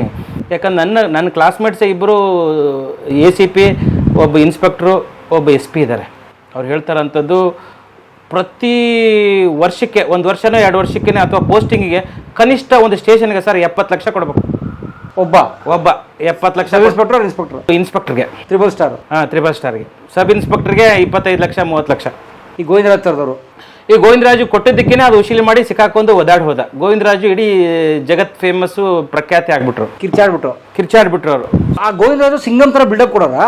ಹೌದು ಸರ್. ಬಹಳ ಜನ ಈ IAS IPS ಬಾಬುಗಳು ಇದಾರಲ್ಲ, ಅವರು ಸಿಂಗಮ್ ತರನೇ. ಅವ್ರಿಗೆ ಸಂಬಳ ಬಂದ್ಬಿಟ್ಟು 2 ಲಕ್ಷ 3 ಲಕ್ಷ ಇರುತ್ತೆ ಸರ್. ಅವ್ರಿಗೆ ಊಟದ ಕಾರ್ ಇರುತ್ತೆ, ಅವ್ರಿಗೆ AC ರೂಮು, ಅವ್ರಿಗೆ PA ಎಲ್ಲ ಇರುತ್ತೆ, ಅವ್ರಿಗೆ ಕ್ವಾರ್ಟರ್ಸು. ಅವ್ರು ನಿಜವಾಗ್ಲೂ ಅವರು ಬಡತನದಿಂದ, ರೈತರ ಕುಟುಂಬದಿಂದ, ಕಷ್ಟದಿಂದನೇ ಬಂದಿರ್ತಾರೆ. IAS ಪಾಸ್ ಮಾಡಿರ್ತಾರೆ. ಈಗ IASಗಳು IPSಗಳು ಸರ್ ಏನಂದ್ರೆ ನಿಮ್ಗೆ ಗೊತ್ತಿದೆ, ಯಾರು DGIGP ರಾಮಚಂದ್ರರಾವ್ ಅಂತ ಒಂದು ಕತೆ ಕೇಳಿದ್ರಿ. ವಾಪಸ್ ಅವ್ರನ್ನ ಜಾಯಿನ್ ಮಾಡಿಸ್ಕೊಂಡ್ರು ಇನ್ನೊಂದು ತಿಂಗಳಲ್ಲಿ. ಹೌದು, ಜಾಯಿನ್ ಆದ್ರು. ಕೇಸ್ ಆಗಿತ್ತು, ವಿಡಿಯೋನು ಅದು ಸತ್ಯದ್ದು FSL ಹೋಯ್ತು. FSL ವರದಿಯಲ್ಲಿನೂ ನಿಜವಾದ ವಿಡಿಯೋ ಅಂತ ಅವ್ರದೇ ಅಂತ ಆಯ್ತು. ಈ ಥರದ್ದು ಎಲ್ಲ ಆಯ್ತು. ಮತ್ತೆ ಜಾಯಿನ್ ಆಗಿದ್ದಾರೆ. ಸೊ ಫೋರೆನ್ಸಿಕ್ ಸೈನ್ಸ್ ಲ್ಯಾಬೊರೇಟರಿ ಅವರು ಅದು ಒರಿಜಿನಲ್ ವಿಡಿಯೋ ಅಂದ್ರೂ ಹೌದು, ಅದು ಹಳೆ ವಿಡಿಯೋ ಅಂತೆ. ಅಂದ್ರೆ ಈಗ ಸರ್ ಹಳೆ ವಿಡಿಯೋ ಆದ್ರೆ ಏನ್ ಸರ್ ಇದು? ಹಳೆ ವಿಡಿಯೋ ಆದ್ರೆ ರಾಮಚಂದ್ರ ರಾವ್ ತಾನೆ? ಅಲ್ಲ, ಅದು 8 ವರ್ಷದಿಂದ ಅವ್ರು ಹೇಳ್ತಾರಂತದ್ದು, ಅವ್ರು ಕ್ಲೇಮ್ ಮಾಡ್ತಾರೆ. ಹಳೇದೋ ಹೊಸದ ಅಂತಲ್ಲ, ಸತ್ಯನಲ್ಲ. ಇವತ್ತಾದ್ರೂ ಅಷ್ಟೇ, ನಾಳೆ ಆದ್ರೂ ಅಷ್ಟೇ. ಅಲ್ಲ ಸರ್, ರಾಮಚಂದ್ರ ರಾವ್ ಹಳೆ ವಿಡಿಯೋ ಆದ್ರೆ ಕೇಸ್ ಇಲ್ವಂತ? ಇಲ್ಲ, ಕೇಸ್ ಇಲ್ಲ. ಅಂದ್ರೆ ಅದು ತನಿಖೆ ಮಾಡ್ತಾ ಇದೀವಿ, ತನಿಖೆ ಆಗುತ್ತೆ, ರಿಪೋರ್ಟ್ ಬಂದ ಮೇಲೆ ಡಿಸಿಷನ್ ಮಾಡ್ತೀವಿ. ನಮ್ಮ ಗೃಹ ಮಂತ್ರಿಗಳನ್ನ ಮೀಡಿಯಾದವರು ಹಿಂಗೆ ಮೈಕ್ ಇಟ್ಟು ಕೇಳ್ತಾರೆ, ಸರ್ ಇದ್ರ ಬಗ್ಗೆ ಏನ್ ಹೇಳ್ತೀರಾ ಅಂತ. ಅದು ನಮ್ಮ ವ್ಯಾಪ್ತಿಗೆ ಬರೋದಿಲ್ಲ, ಮುಖ್ಯಮಂತ್ರಿಗಳ ಪರಿಧಿಗೆ ಬರುತ್ತೆ, ಅವರು ಡಿಸೈಡ್ ಮಾಡ್ತಾರೆ. ಪೊಲೀಸು ಗೃಹ ಮಂತ್ರಿಗೆ ಬರಲ್ವಾ? ಅಲ್ಲ, ಪೊಲೀಸ್ ಬರ್ತಂದ್ರೆ ಮುಖ್ಯಮಂತ್ರಿಗಳು, DGIGP ಅವ್ರದ್ದು ಲೆವೆಲ್ಗಿರೋಂಥವ್ರು ಚೀಫ್ ಮಿನಿಸ್ಟರ್ಗೆ ಅಧಿಕಾರ ಇದೆ, ಅದಕ್ಕಾಗಿ ಅವರು ನೋಡ್ಕೋತಾರೆ ಅಂತ ಹೇಳ್ತಾರೆ. ಈ ಥರದ್ದು ವಿಚಾರಗಳನ್ನು, ಇದು ಒಂದೇ ಅಲ್ಲ ಸರ್, ಭಾಳ ಜನ ಸರ್. ನಾನು ಮೊನ್ನೆ ನಮ್ಮ ಸ್ನೇಹಿತನಿಗೋಸ್ಕರ, ಒಬ್ಬ ಇನ್ಸ್ಪೆಕ್ಟರ್ಗೋಸ್ಕರ ಪೋಸ್ಟಿಂಗ್ಗೋಸ್ಕರ ಸರ್, ಅವ್ನು ಸಬ್ ಇನ್ಸ್ಪೆಕ್ಟರ್ ಇದ್ದ, ಇನ್ಸ್ಪೆಕ್ಟರ್ ಆಗಿ ಪ್ರಮೋಷನ್ ಆಯಿತು ಬರೀ 2 ತಿಂಗಳ ಹಿಂದೆ. ನಾನು DGIGP, ನಮ್ಮ ಬೆಂಗಳೂರದು DGIGP ಇವ್ರನ್ನ ಸಲೀಂ ಅಹ್ಮದ್ ಸರ್ನ ಭೇಟಿ ಆಗೋದಕ್ಕೆ ಅವ್ರ ಚೇಂಬರ್ಗೆ ಹೋಗಿದ್ವಿ. ನಾವೆಲ್ಲ ನೋಡಿದ್ವಿ. ಅಲ್ಲೆಲ್ಲ ಇನ್ಸ್ಪೆಕ್ಟರ್ ಜೊತೆ ಎಲ್ಲ ನಾನು ಮಾತಾಡ್ತಾ ಇದ್ದೆ. ಆವಾಗ ಒಂದು ಇನ್ಸ್ಪೆಕ್ಟರ್ ಪೋಸ್ಟು ಸರ್, ಇನ್ಸ್ಪೆಕ್ಟರ್ ಇದರಲ್ಲಿ ಎಲ್ಲಿ ಬೆಂಗಳೂರಲ್ಲಿ 190 ಪೊಲೀಸ್ ಸ್ಟೇಷನ್ಗಳಿದ್ದಾವೆ. ಒಂದು ಇನ್ಸ್ಪೆಕ್ಟರ್ ಪೋಸ್ಟಿಗೆ home minister, chief minister decide ಮಾಡ್ತಾರೆ ಸರ್. ಆ ಲೆವೆಲ್ಗಿದೆ. ಕನಿಷ್ಠ ಅಂದ್ರೂ 50ರಿಂದ 60 ಲಕ್ಷ 70 ಲಕ್ಷ ಸರ್. MLAಗೆ PA ಅಥವಾ ಮಿನಿಸ್ಟ್ರು, ಆ ಏರಿಯಾ MLA ಅಥವಾ ಮಿನಿಸ್ಟ್ರು ರೆಕಮೆಂಡೇಶನ್ ಲೆಟ್ರ್ ಇಲ್ಲದೆ ನಿಮಗೆ ಆ ಪೋಸ್ಟಿಂಗ್ ಸಿಗೋದೇ ಇಲ್ಲ, ಚಾನ್ಸೇ ಇಲ್ಲ. ಆಲ್ಮೋಸ್ಟ್ ಎಲ್ಲ ಸ್ಟೇಷನ್ ಸರ್. ನಮ್ಮ ಫ್ರೆಂಡ್ಗೆ ನಾವೇನು ಕೇಳಿದ್ವಿ ಅಂದರೆ, ಲೋಕಾಯುಕ್ತಕ್ಕೆ ಕೊಡಿ, ಲೋಕಾಯುಕ್ತಕ್ಕೆ ಪೋಸ್ಟಿಂಗು.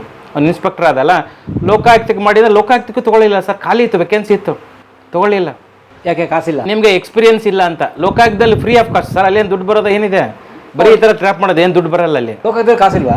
ಲೋಕಾಯುಕ್ತದಲ್ಲಿ ಕಾಸಿಲ್ಲ. ಅದೇ ಟ್ರ್ಯಾಪ್ ಈಗ ನಾನು ಒಂದು ಅವ್ರು ಕಾಸು ಮಾಡ್ಕೋಬಹುದು ಹೆಂಗೆ. ಈಗ ನಾನು ಯಾವುದೋ ಒಂದು ಕೇಸ್ ಕೊಟ್ಟಾಗ ಅದನ್ನ ಈಗ ನಿಮ್ಮ ಮೇಲೇನ ನಾನೊಂದು ಪರಮ್ ಅವರು ಇತ್ತ ಸರ್ಕಾರಿ ಅಧಿಕಾರಿ ಅವ್ರ ಮೇಲೆ ನಾನು ಕಂಪ್ಲೇಂಟ್ ಕೊಡ್ತಾ ಇದ್ದೀನಿ ಸರ್, ಅವರು 1 ಲಕ್ಷ ದುಡ್ಡು ಕೇಳಿದ್ದಾರೆ ಅಂತ ನಾನು ಕಂಪ್ಲೇಂಟ್ ಕೊಟ್ಟಾಗ ಡ್ರಾಫ್ಟಿಂಗ್ ಆಗುತ್ತಲ್ಲ ಸರ್. ಇನ್ನೊಂದು ನೋಡಿ ಸರ್, ಲೋಕಾಯುಕ್ತದಲ್ಲಿ ಹೆಂಗೆ ಲೂಪೋಲ್ ಆಗುತ್ತೆ ಅಂದರೆ ನಾವು ಕಂಪ್ಲೇಂಟ್ ಕೊಡ್ತೀವಲ್ಲ, ಕಂಪ್ಲೇಂಟ್ ಕೊಟ್ಟ ತಕ್ಷಣ ನಮ್ಮ ಆಡಿಯೋ ಡ್ರಾಫ್ಟ್ ಮಾಡ್ತಾರೆ, ಆಡಿಯೋದಲ್ಲಿ ಇರೋದನ್ನ ಸಾರಾಂಶನ ಟೈಪ್ ಮಾಡ್ತಾರೆ. ಅದಾಗ ಟೈಪ್ ಮಾಡುವಾಗ ಟೈಪ್ ರೈಟರ್ ಒಬ್ರು ಇರ್ತಾರೆ, ಆಮೇಲೆ ನಾವು ಯಾರಿಗೆ ಹೇಳಿರ್ತೀವೋ ಏನೋ DSPನೋ ಸಬ್ ಇನ್ಸ್ಪೆಕ್ಟರ್ ಇರ್ತಾರೆ, ಒಂದು 4-5 ಜನಕ್ಕೆ ಗೊತ್ತಾಗ್ಬಿಡುತ್ತಲ್ಲ ಸರ್. ನಾವು ಇವತ್ತು ಮಾಡಿಸಿರ್ತೀವಿ, ಮಾರನೇ ದಿನಕ್ಕೆ ರಾತ್ರಿಗೆ ಫೋನ್ ಮಾಡಿ ಹೇಳ್ಬಿಡ್ತಾರೆ ಅವ್ರಿಗೆ. ಯಾರಿಗೆ? ಅವನಿಗೆ ಟ್ರ್ಯಾಪ್ ಇದೆ, ನಾಳೆ ಬೆಳಗ್ಗೆ ನಿನಗೆ ಮತ್ತೆ ಫಿಕ್ಸ್ ಆಗುತ್ತೆ, ಏನಾದ್ರು ಮಾಡು ಅಂತ. ಅವ್ರು ಸೆಟ್ಲ್ ಆಗಿಬಿಡ್ತಾರೆ. ನಾವು ಫೋನ್ ಮಾಡ್ತೀವಿ ಸರ್ ದುಡ್ಡು ತಂದಿದ್ದೀವಿ ಅಂತ, ಅವ್ನ ಫೋನೇ ಎತ್ತಲ್ಲ. ಅಲ್ಲಿಗೆ ಟ್ರ್ಯಾಪು ಟುಸ್ಸು. ಈ ಥರದ್ದೊಂದು ಟ್ರ್ಯಾಪು ಟುಸ್ ಆಗಿದೆ. ಈ ಟ್ರ್ಯಾಪ್ ಟುಸ್ ಆಗಿದ್ದಕ್ಕೆ ನಾನು DGP ಆಮೇಲೆ SP ಅವ್ರಿಗೆ ಗಮನಕ್ಕೆ ತೊಗೊಂಬಂದೆ. ಒಂದು ಟ್ರ್ಯಾಪ್ ಆಗಿತ್ತು, ಅವ್ರು ತಂದಾಗ ಇದನ್ನು ನಮ್ಮವರೇ ಮಾಡಿದ್ದಾರೆ ಅಂತ ಹೇಳಿದ್ರು ಲೋಕಾಯುಕ್ತದಲ್ಲಿರೋಂಥವ್ರನ್ನ. ಏನು ಮಾಡ್ತಾ ಹೇಳಿ ಸರ್, ಏನಂದರೆ ನೀವು ಕೊಟ್ಟಕ್ಕೆ ಹೋದಾಗ ಈ ಥರದ್ದು ಲೀಕ್ ಆಗುತ್ತೆ. ಯಾಕಂದ್ರೆ 4-5 ಜನ ಆದಾಗ ಅದು ಮುಚ್ಚಿಡೋಕ್ಕಾಗಲ್ಲ. ಅದು ಒಬ್ಬರು ಇಬ್ಬರು ಆದರೆ, ನೀವು ಆದರೆ ಅಥವಾ 3 ಜನ ಆದರೆ ಮ್ಯಾಕ್ಸಿಮಮ್ ಇಡ್ಬೋದು. ಈ 4-5 ಜನಕ್ಕೆ ಅದನ್ನು ಡಿಸ್ಕ್ಲೋಸ್ ಆದಾಗ ಇನ್ನೇನಾಗುತ್ತೆ ಸರ್, ಮಿಸ್ ಆಗಿಬಿಡುತ್ತೆ. ಈ ಥರ ಟುಸ್ ಆಗಿರೋವಂಥದ್ದು ಈ ಥರದ್ದು ಭಾಳಷ್ಟಿದೆ. ನಾನು ಇಷ್ಟೆಲ್ಲ ಕೇಸ್ ಹಾಕಿದ್ದೀನಲ್ಲ, ಲೋಕಾಯುಕ್ತದಲ್ಲಿ ನ್ಯಾಯ ಸಿಕ್ಕಿದ್ದೆ ತುಂಬ ಅಪರೂಪ, ಸಿಗೋದೇ ಇಲ್ಲ. ನನ್ನ ಪ್ರಕಾರ ಲೋಕಾಯುಕ್ತ ಹೋಗೋದೇ ವೇಸ್ಟು. ನಾನು ಯಾಕೆ ಹೇಳ್ತೀನಿ, ನಾನು ಅನುಭವ ಹೇಳ್ತಾ ಇರೋದು ಬೇರೆದವ್ರದ್ದಲ್ಲ, ಇದು ನನ್ನ ಎಕ್ಸ್ಪೀರಿಯನ್ಸಲ್ಲಿ ಹೋದಾಗ ಭಾಳ ಜನಕ್ಕೆ ಈಗ ಟ್ರ್ಯಾಪ್ ಮಾಡಿ ಏನು ಕಳಿಸ್ತೀವಲ್ಲ ಸರ್, ಅದೇ ಶಿಕ್ಷೆ ಸರ್, ಇನ್ನು ಬೇರೆ ಏನಾಗಲ್ಲ. ಮತ್ತೆ ತಿರ್ಗಿ ಅದೇ ಪೋಸ್ಟಿಗೆ ಬರ್ತಾನೆ ನಾವು. ಉದಾಹರಣೆ ಗೋವಿಂದರಾಜು ಹೋಗಲ್ಲ ಈಗ. ಗೋವಿಂದರಾಜು ಎಲ್ಲಿ ಬಂದ ಏನಾಯಿತು ಗೊತ್ತಾಗಿಲ್ಲ ಸ್ಟೋರಿ, ಬಟ್ ಏನೋ ಹೋದ, ಅದೇ ಒಂದು ಶಿಕ್ಷೆ ನೋಡಿ ಸರ್. ಈಗ ಮೀಡಿಯಾ ಕವರ್ ಮಾಡಿ ಚೀತು ಅಂತ ಹೋದ್ರಲ್ಲ, ಅದು ಸರ್ ಸಮಾಜದಲ್ಲಿ ನಿಜವಾಗ್ಲೂ ಏನಾದರೂ ನ್ಯಾಯ ಸಿಗ್ತಾ ಇದ್ದರೆ ಸೋಷಿಯಲ್ ಮೀಡಿಯಾಯಿಂದ. ಸೋಷಿಯಲ್ ಮೀಡಿಯಾ ಇಂಪ್ಯಾಕ್ಟ್ ಭಾಳ ದೊಡ್ಡದಾಗಿದೆ. ಯಾಕೆ ಹೇಳ್ತಾ ಇದ್ದೀನಿ ಅಂದರೆ, ಸೋಷಿಯಲ್ ಮೀಡಿಯಾ ಇದ್ದಿದ್ದನ್ನು ಯಥಾಸ್ಥಿತಿಯಾಗಿ ತೋರಿಸುತ್ತೆ. ವಾಸ್ತವ ಏನಿದೆ ಅಂತ ಗೊತ್ತಾಗುತ್ತೆ. ಜನ ಏನು ದಡ್ರ ಅಂತಲ್ಲ, ವಾಸ್ತವ ಗೊತ್ತಾಗುತ್ತೆ. ಈ TV ಚಾನಲೆಲ್ಲ ಅಲ್ಲ ಸರ್, ಅವರೆಲ್ಲ ಸ್ಕ್ರಿಪ್ಟೆಡ್ ಇರುತ್ತೆ, ಅಥವಾ ಎಡಿಟರ್ ಇನ್ ಚೀಫ್ ಡಿಸೈಡ್ ಮಾಡಬೇಕು, ಅವ್ರು ಹೇಳ್ಬೇಕು ಇದನ್ನು ಓಡಿಸ್ಬಾರ್ದ, ಇನ್ನು ಯಾವನಾದ್ರೂ ಫೋನ್ ಮಾಡಿದ ಅಥವಾ ಡೀಲ್ ಆಯಿತು, ಅದಾದಮೇಲೆ ಅವನು ಸ್ಟೋರಿನ ಮಾಡ್ತಾನೆ. ಆ ಚಾನಲ್ ಯಾವ ಪಕ್ಷದ್ದು ಇನ್ವೆಸ್ಟರ್ ಯಾರು, ಯಾವ ಮಂತ್ರಿ ಅದಕ್ಕೆ ಇನ್ವೆಸ್ಟರ್, ಆಮೇಲೆ ಇವನು ಅವನು ಸ್ಟೋರಿ ಕೊಟ್ಟವನು ಯಾರು, ಈ ಥರ ಎಷ್ಟೋ ಸ್ಟೋರಿಗಳ ಸರ್ ಕೊಟ್ಟಾಗ ಕಳಿಸಿರ್ತಾರೆ ಸರ್. ಒಬ್ಬಂದು ಅವ್ನ ಹೆಸರು ಹೇಳಲ್ಲ, ಜರ್ನಲಿಸ್ಟು ಏನು ಮಾಡ್ತಾರೆ ಅಂದರೆ ಸ್ಟೋರಿ ಎಲ್ಲ ತೊಗೋತಾನೆ ಸರ್, ಎಲ್ಲ ಡಾಕ್ಯುಮೆಂಟ್ಸ್ ಎಲ್ಲ ತೊಗೋತಾನೆ. ಹೊಡಿತೀನಿ ಸ್ಟೋರಿ, ಬೆಳಗ್ಗೆಗೆ ಬ್ರೇಕಿಂಗ್ ನ್ಯೂಸ್ ಆಗುತ್ತೆ, ರಾಜ್ಯಾದ್ಯಂತ ಸುದ್ದಿ ಆಗುತ್ತೆ ಅಂತಾನೆ. ಒಂದು ವಿದ್ಯುತ್ ಸಂಪರ್ಕ ಕಟ್ಟಾಗಿರೋಂಥದ್ದು ಯಾವುದು, ನಮ್ಮ ಕೇಂದ್ರೀಯ ವಿಹಾರ್ ಅಪಾರ್ಟ್ಮೆಂಟ್ ಅಂತ ಒಂದಿದೆ ಈ ಯಲಹಂಕ ಕೋಗಿಲು ಕ್ರಾಸಲ್ಲಿ. ಅದಕ್ಕೆ ಸ್ಟೋರಿ ಹೊಡಿತೀನಿ ಮಾಡ್ತೀನಿ ಅಂದ್ಬಿಟ್ಟು ಏನು ಮಾಡ್ಬಿಡ್ತಾನೆ, ಸ್ಟೋರಿ ಹೊಡೆಯೋದೇ ಇಲ್ಲ ಸರ್. ಅವ್ನು ಪ್ರೋಮೋ ಹೊಡಿತಾರೆ ರಾತ್ರಿಗೆ, ಪ್ರೋಮೋ ಹೊಡೆದು ನಾಳೆಗೆ ಬಿಗ್ ಸ್ಟೋರಿ ಬರುತ್ತೆ ಅಂತಾರೆ. ಅಲ್ಲಿಗೆ ಆಮೇಲೆ ಟುಸ್ ಆಗಿಬಿಡುತ್ತೆ. ನಾನು ಯಾಕಂತ ಕೇಳ್ತೀನಿ, ನಾನು ನನ್ನೇ ಯಾಕಂತ ಕೇಳ್ತೀಯ ಅಂತಾರೆ. ಎಲ್ಲರಿಗೆ ಸ್ಟೋರಿ ಕೊಟ್ಟೆ, ನೀವೆಲ್ಲ ಹೇಳಿದ್ರಿ, ಮಾಡಲಿಲ್ಲ ಯಾಕೆ ಅಂತ. ಮಾಡೋದೇ ಇಲ್ಲ, ಯಾಕೆ ರಾತ್ರಿ ಪ್ರೋಮೋಗೆ ಸೆಟಲ್ಮೆಂಟ್ ಆಗ್ಬಿಟ್ಟಿದೆ. ನಿಜವಾಗ್ಲೂ ಏನನ್ಸುತ್ತೆ, ಒಂದ್ಸರಿ ಏನಂತ ನಾನೇನೋ ಖುಷಿ ಆಗ್ಬಿಟ್ಟೆ, ನನಗೆ ಗೊತ್ತಿರಲಿಲ್ಲ ಈ ಥರದ್ದೆಲ್ಲ ಇರುತ್ತಲ್ಲ, ಏನೋ ಕೊಟ್ಟಿದ್ದೀವಲ್ಲ, ಮಾಡ್ತಾರಲ್ಲ, ಇದಿದೆ. ಸತ್ಯ ಇದ್ರೂ ತೋರಿಸಿ ಸರ್, ನಾವೇನೋ ಸುಳ್ಳನ್ನು ತೋರಿಸಿ ಅಥವಾ ಏನೋ ಹೇಳಿ ಅಂತ ನಾವು ಹೇಳ್ತಾ ಇಲ್ಲ. ವಾಸ್ತವ ಇರೋದು ತೋರಿಸಿ, ಸತ್ಯನ ತೋರಿಸಿ, ಅದನ್ನಿಲ್ಲ. ಈ ಥರದನ್ನ ಸ್ಟೋರಿ ಡೀಲ್ ಆದಾಗ ಮೀಡಿಯಾ ಹಂಗೆ ಮಾಡೋಕ್ಕಾಗಲ್ಲ. ಸೋಷಿಯಲ್ ಮೀಡಿಯಾದಲ್ಲಿ ಕೆಲವರು ಇದ್ದಾರೆ ಬ್ಲ್ಯಾಕ್ ಶಿಪ್ಸ್, ಎಲ್ಲದರಲ್ಲೂ ಇದ್ದಾರೆ ಸರ್. ಡಾಕ್ಟರ್ಸಲ್ಲಿನೂ ಬ್ಲ್ಯಾಕ್ ಶಿಪ್ಸ್ ಇದ್ದಾರೆ, ಸೋಷಿಯಲ್ ಮೀಡಿಯಾದ ಇದ್ದಾರೆ, ಎಲ್ಲರೂ ಅವರೇ ಅಂತಲ್ಲ. ಅವ್ರವ್ರದ್ದು ಇರುತ್ತಲ್ಲ ಸರ್ ಭಾಳ ಜನದ. ಆವಾಗ ಏನಾಗುತ್ತೆ, ತುಂಬ ಬೇಜಾರಾಗಿ ಹೋಗ್ಬಿಡ್ತು, ಅಯ್ಯೋ ಹಿಂಗಾಗ್ಬಿಡ್ತಲ್ಲ ಅಂತ ನಾನು ಇನ್ನೊಬ್ಬ ಜರ್ನಲಿಸ್ಟ್ ಫೋನ್ ಮಾಡಿದೆ. ಅವನು ಹಾಗೆ ಬಿಡು ಅವನು ಅಂತ ಅಂದಾಗ ನಾವೇನಾಗ್ಬಿಟ್ಟಿದೆ ಸರ್, ನಮ್ಗೆ ಒಂದೊಂದು ಸಾರಿ ಅನಿಸ್ಬಿಡುತ್ತೆ, ಈ ಸತ್ಯ ನ್ಯಾಯ ನೀತಿ ಮಾಡೋದು ಅಪರಾಧ, ಅದೇ ತಪ್ಪು. ಅದರಿಂದನೇ ನಿಮ್ಗೆ ನಿಜವಾಗ್ಲೂ ಏನಾಗುತ್ತೆ ಅಂದರೆ, ನಿಮ್ಗೆ ಟೆನ್ಷನ್ ಆಗುತ್ತೆ, BP ಬರುತ್ತೆ, ಶುಗರ್ ಬರುತ್ತೆ, ಟೆನ್ಷನ್ ಆಗುತ್ತೆ, ತುಂಬ ಬೇಜಾರಾಗ್ಬಿಡುತ್ತೆ ಸರ್. ಥ್ರೆಟ್ ಕಾಲ್ ಬರುತ್ತೆ, ಕೇಸ್ ಹಾಕ್ತಾರೆ.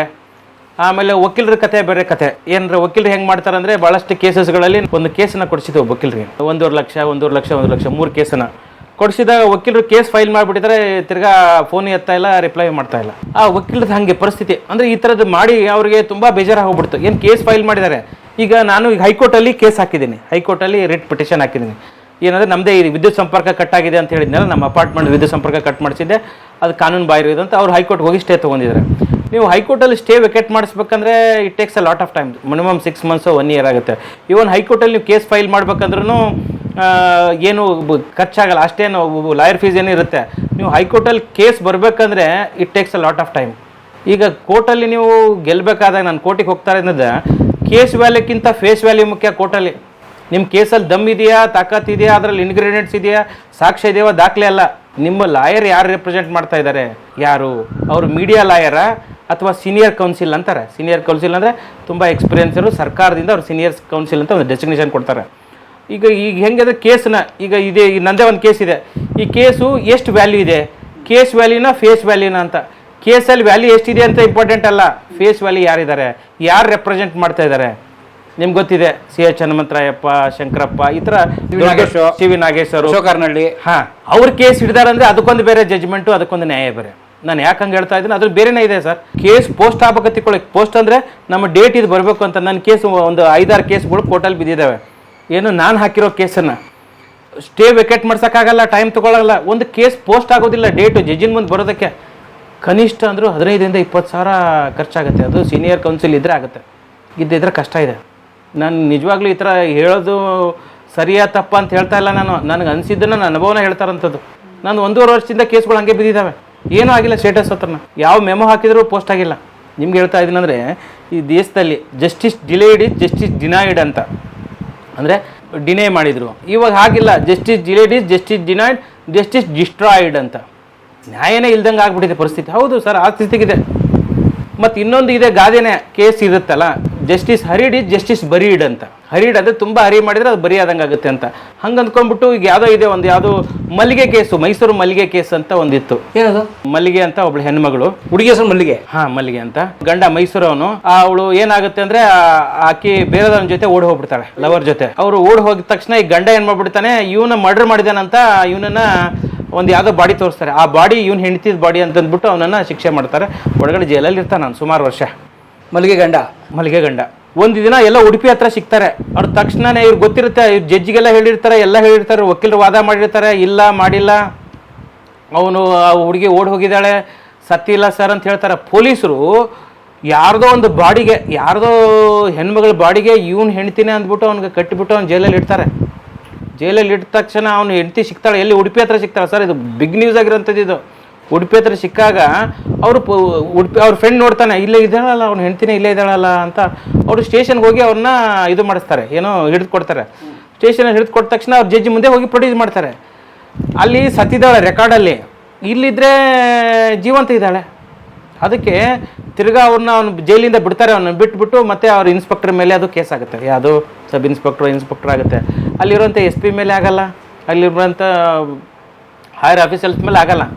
ಈ ಥರದ್ದು ಕೇಸ್ ಆಗುತ್ತೆ. ಅಂದರೆ ನಾನು ಹೇಳ್ತಿರೋದು ನ್ಯಾಯಾಲಯದಲ್ಲಿ ಈ ಥರದ್ದಾಗುತ್ತೆ. ಕೆಲವು ಸಾರಿ ಏನಾಗುತ್ತೆ ಅಂದರೆ, ಕೇಸ್ಗಳು ಈಗ ಕೇಸ್ ಇವತ್ತು ಹಾಕಿರ್ತೀವಿ, ಯಾರೋ ನಮ್ಮನ್ನು ಬಡ್ದಿರ್ತಾರೆ ಸುಮಾರು 6-7 ವರ್ಷ, ತಾರೀಖ್ ಪೇ ತಾರೀಖ್ ಕೇಸ್ಗೆ ತಾರೀಖ್ ಪೇ ತಾರೀಖ್ ದಿನಾಂಕ ಕೊಟ್ಕೊಂಡೇ ಹೋಗ್ತಾರೆ. ಅದು ಪ್ರೊಸೆಸ್ಸು, ಜುಡಿಷಿಯಲ್ ಪ್ರೊಸೆಸ್ಸು, ಅದನ್ನು ಫಾಲೋ ಮಾಡಬೇಕು. ಅದು ಅರ್ಥ ಆಯಿತು ಸರ್. ಈಗ ನಾನು ನಿಮ್ಮನ್ನೇ ಹೊಡೆದಿರ್ತೀನಿ ಅಂತ ತಿಳ್ಕೊಳ್ಳಿ. ನಿಮ್ಗೆ ಹೊಡೆದಿದ್ದೀನಿ ಅಂದರೆ ನೀವು ಕೋರ್ಟಿಗೆ ಬರಬೇಕು, ನಾನು ಕೋರ್ಟಿಗೆ ಬರಬೇಕು, ನ್ಯಾಯ ಸಿಗಬೇಕಾದ್ರೆ end of the day justice ಈಗ ಕೋರ್ಟಿಗೆ ಬರ್ತಾ ಇದ್ದು ಇಬ್ಬರಿಗೂ ಶಿಕ್ಷೆ ಅಲ್ಲ ಸರ್. ಅದು ಈಗ ಲೋಕ್ ಅದಾಲತ್ ಅಂತಿದೆ. ಲೋಕ್ ಅದಾಲತ್ ಅಂತ ಕೋರ್ಟಲ್ಲಿ ಮಾಡ್ತಾರೆ. ಏನೋ 2 ಪಾರ್ಟಿಗಳು ಜೊತೆಲಿ ಸೇರ್ಕೊಂಡ್ಬಿಟ್ಟು ಕಾಂಪ್ರಮೈಸ್ ಮಾಡ್ಕೊಳ್ಳೋಂಥ ಅದೇ ಲೋಕ್ ಅದಾಲತ್. ಅದು 90 days ಮಾಡಿದ್ದಾರೆ. ನಿಜವಾಗ್ಲೂ ನೆಸೆಸಿಟಿ ಇರುವಾಗ ಸರ್, ಈಗ ಜಸ್ಟಿಸ್ ಫಾಸ್ಟ್ ಆಗ್ಬೇಕಲ್ಲ. ಈಗ ನಾನೇನೋ ಹೊಡೆದಿದ್ದೀನಿ ನಿಮಗೆ, ಈಗ ನಾನೇ ಬರ್ತಾ ಇದ್ದೀನಿ, ಹೊಡೆದಿದ್ದಕ್ಕೆ ನಾನು ತಪ್ಪಿಗೆ ಗಿಲ್ಟಿಗೆ ಬರ್ತಾ ಇದ್ದೀನಿ, ಹೊಡೆಸ್ಕೊಂಡವನು ಬರಬೇಕಲ್ಲ ಕೋರ್ಟಿಗೆ. ಅವ್ನು ಎಷ್ಟು ಸಾರಿ ಬರಬೇಕು, ಆಮೇಲೆ ಲಾಯರ್ ಫೀಸ್ ಕಟ್ಟಬೇಕು. ಎಷ್ಟು ಪರಿಸ್ಥಿತಿ ಇರ್ತದೆ sir. Government lawyer, public prosecutors ಅಂತ ಇರ್ತಾರೆ, ಎಲ್ಲಿ ಸರ್ಕಾರ ವಕೀಲರು, ಸರ್ಕಾರ ಅಭಿಯೋಜಕರು. ನಾವು ಯಾವುದೋ ಒಂದು ಕೇಸಲ್ಲಿ ನಮ್ಮದೇ ಒಂದು ಕೇಸ್ ಹೇಳಿದ್ನಲ್ಲ, ಅಲ್ಲಿ ಹೋದಾಗ ಸರ್ ಇದು ಹಿಂಗಾಗಿದೆಯಲ್ಲ ಸರ್, ಇದು ಚಾರ್ಜ್ ಫ್ರೇಮ್ ಆಗಿಲ್ಲ ಸರ್, ಇದಕ್ಕೆ ಏನು ಹೇಳಬೇಕು ನಮ್ಗೆ ಗೊತ್ತಿರಲ್ಲ, ಏನೋ ಗೊತ್ತಿಲ್ಲದಿರುವಾಗ ಅವ್ರನ್ನ ಕೇಳ್ತೀವಿ ಸರ್, ಹಿಂಗೆ ನಮಗೆ ಹೊಡೆದಾಟ ಆಗಿತ್ತಲ್ಲ ಸರ್ ಆ ಕೇಸ್ ಬಗ್ಗೆ, ನಮ್ಮನ್ನೇ ಹೊಡೆದಿದ್ದಾರಲ್ಲ ಸರ್, ಅದು ಕೇಸ್ ಕೊಟ್ಟಿದ್ದೀವಲ್ಲ ಸರ್, ಇದ್ರ ಬಗ್ಗೆ ಮಾಹಿತಿ ಇರೋದು ಏನು ಹೇಳೋದೇ ಇಲ್ಲ ಅವರು. ಆಯ್ತು ರೀ, ಬಂದಾಗ ಮಾಡಿರಿ ಅಂತ ಅಲ್ಲೇ ಓದ್ಕೊಡ್ರಿ, ಅದೇನು ಬರ್ದಿದ್ರೆ ಅದನ್ನೇ ಓದಿ ಮಾಡಿ ಅಂತ. ಅಂದರೆ ನೀವು ಸರ್ಕಾರಿ ಆಸ್ಪತ್ರೆಗೆ ಹೋದಾಗ ಹೆಂಗೆ ಡಾಕ್ಟ್ರು ಟ್ರೀಟ್ ಮಾಡಲ್ವ ಸರಿಯಾಗಿ, ಅದೇ ರೀತಿ ಪಬ್ಲಿಕ್ ಪ್ರಾಸಿಕ್ಯೂಟರ್ ಹಂಗೆ ಮಾಡ್ತಾರಂತ. ನಂದೇ ಒಂದು ಕೇಸಲ್ಲಿ ನಾನು ಫೈಲ್ ಕೊಟ್ಟಾಗ ಇದು ಓದಕ್ಕೆ ಬರ್ತಿಲ್ರಿ ನೀವು, ಡಾಕ್ಟ್ರ್ ಬೇರೆ ಅಂತೀರ ಅಂತ. ಅಂದರೆ ಒಂದಿಷ್ಟು ಸಂಬಳ ತೊಗೋತಾರೆ, ಸರ್ಕಾರಿ ಸಂಬಳ ತೊಗೋತಾ ಇದ್ರು ಹಿಂಗೆ ಮಾತಾಡ್ತಾ ಇದ್ದಾಗ ಏನಾಗ್ಬಿಡುತ್ತೆ ಅಂದರೆ, ನಿಜವಾಗ್ಲೂ ಯಾರೋ ಈಗ ನಾನೇನೋ ಇಷ್ಟಪಟ್ಟು ಫೈಟ್ ಮಾಡುವಾಗ ಈಗ ಬೇರೆದವ್ರು ಆಗ್ಬಿಟ್ರೆ ಯಾಕೆ ಬೇಕಪ್ಪ ಇದು ಸಾಬ್ರಿ, ಯಾಕೆ ಮಾತಾಡಬೇಕು, ಇದರಿಂದ ಏನು ಬರುತ್ತೆ, ಮೊದಲೇ ಅವನು ಲಾಯರ್ ಬೇರೆ, ಸರ್ಕಾರ ವಕೀಲರು ಬೇರೆ, ಮತ್ತೆ ತಿರ್ಗಾ ಮತ್ತೊಂದು ಈ ಕೇಸ್ ಮೇಲೆ ಆ ಕೇಸ್ ಹಾಕಿದ್ರೆ ಹೆಂಗೆ, ಈ ಥರದ್ದು ಸ್ವಾಭಾವಿಕವಾಗಿ ಹೆದರಿಕೆ ಆಗುತ್ತೆ. ನಿಜವಾಗ್ಲೂ ಎಲ್ಲ ಕೇಸ್ ನೋಡಿದ ಮೇಲೆ ನನಗೆ ಅನಿಸಿರೋ ಅಂಥದ್ದು ನಿಜವಾಗ್ಲೂ ತುಂಬ ಕಷ್ಟ ಇದೆ ಸರ್, ಬದುಕೋದೆ. ಅದಕ್ಕೆ ಜನರ ದುಸ್ಥಿತಿ ಆಗ್ಬಿಟ್ಟಿದೆ. ಇದೇ ಪರಿಸ್ಥಿತಿ ಕಾರಣದಿಂದನೇ ಸಾಕಷ್ಟು ಹಿಂಗೆ ಆಗ್ತಾ ಇದೆ. ಬೇರೆ ದೇಶದಲ್ಲೆಲ್ಲ ಹೆಂಗಿದೆ? ಸ್ವಿಟ್ಜರ್ಲ್ಯಾಂಡಲ್ಲಿ ಒಂದು ಕೇಸ್ ಹಾಕಿದ್ರೆ ಅಂತ ತಿಳ್ಕೊಳ್ಳಿ, ಒಂದು ಮರ್ಡರ್ ಆಯಿತು.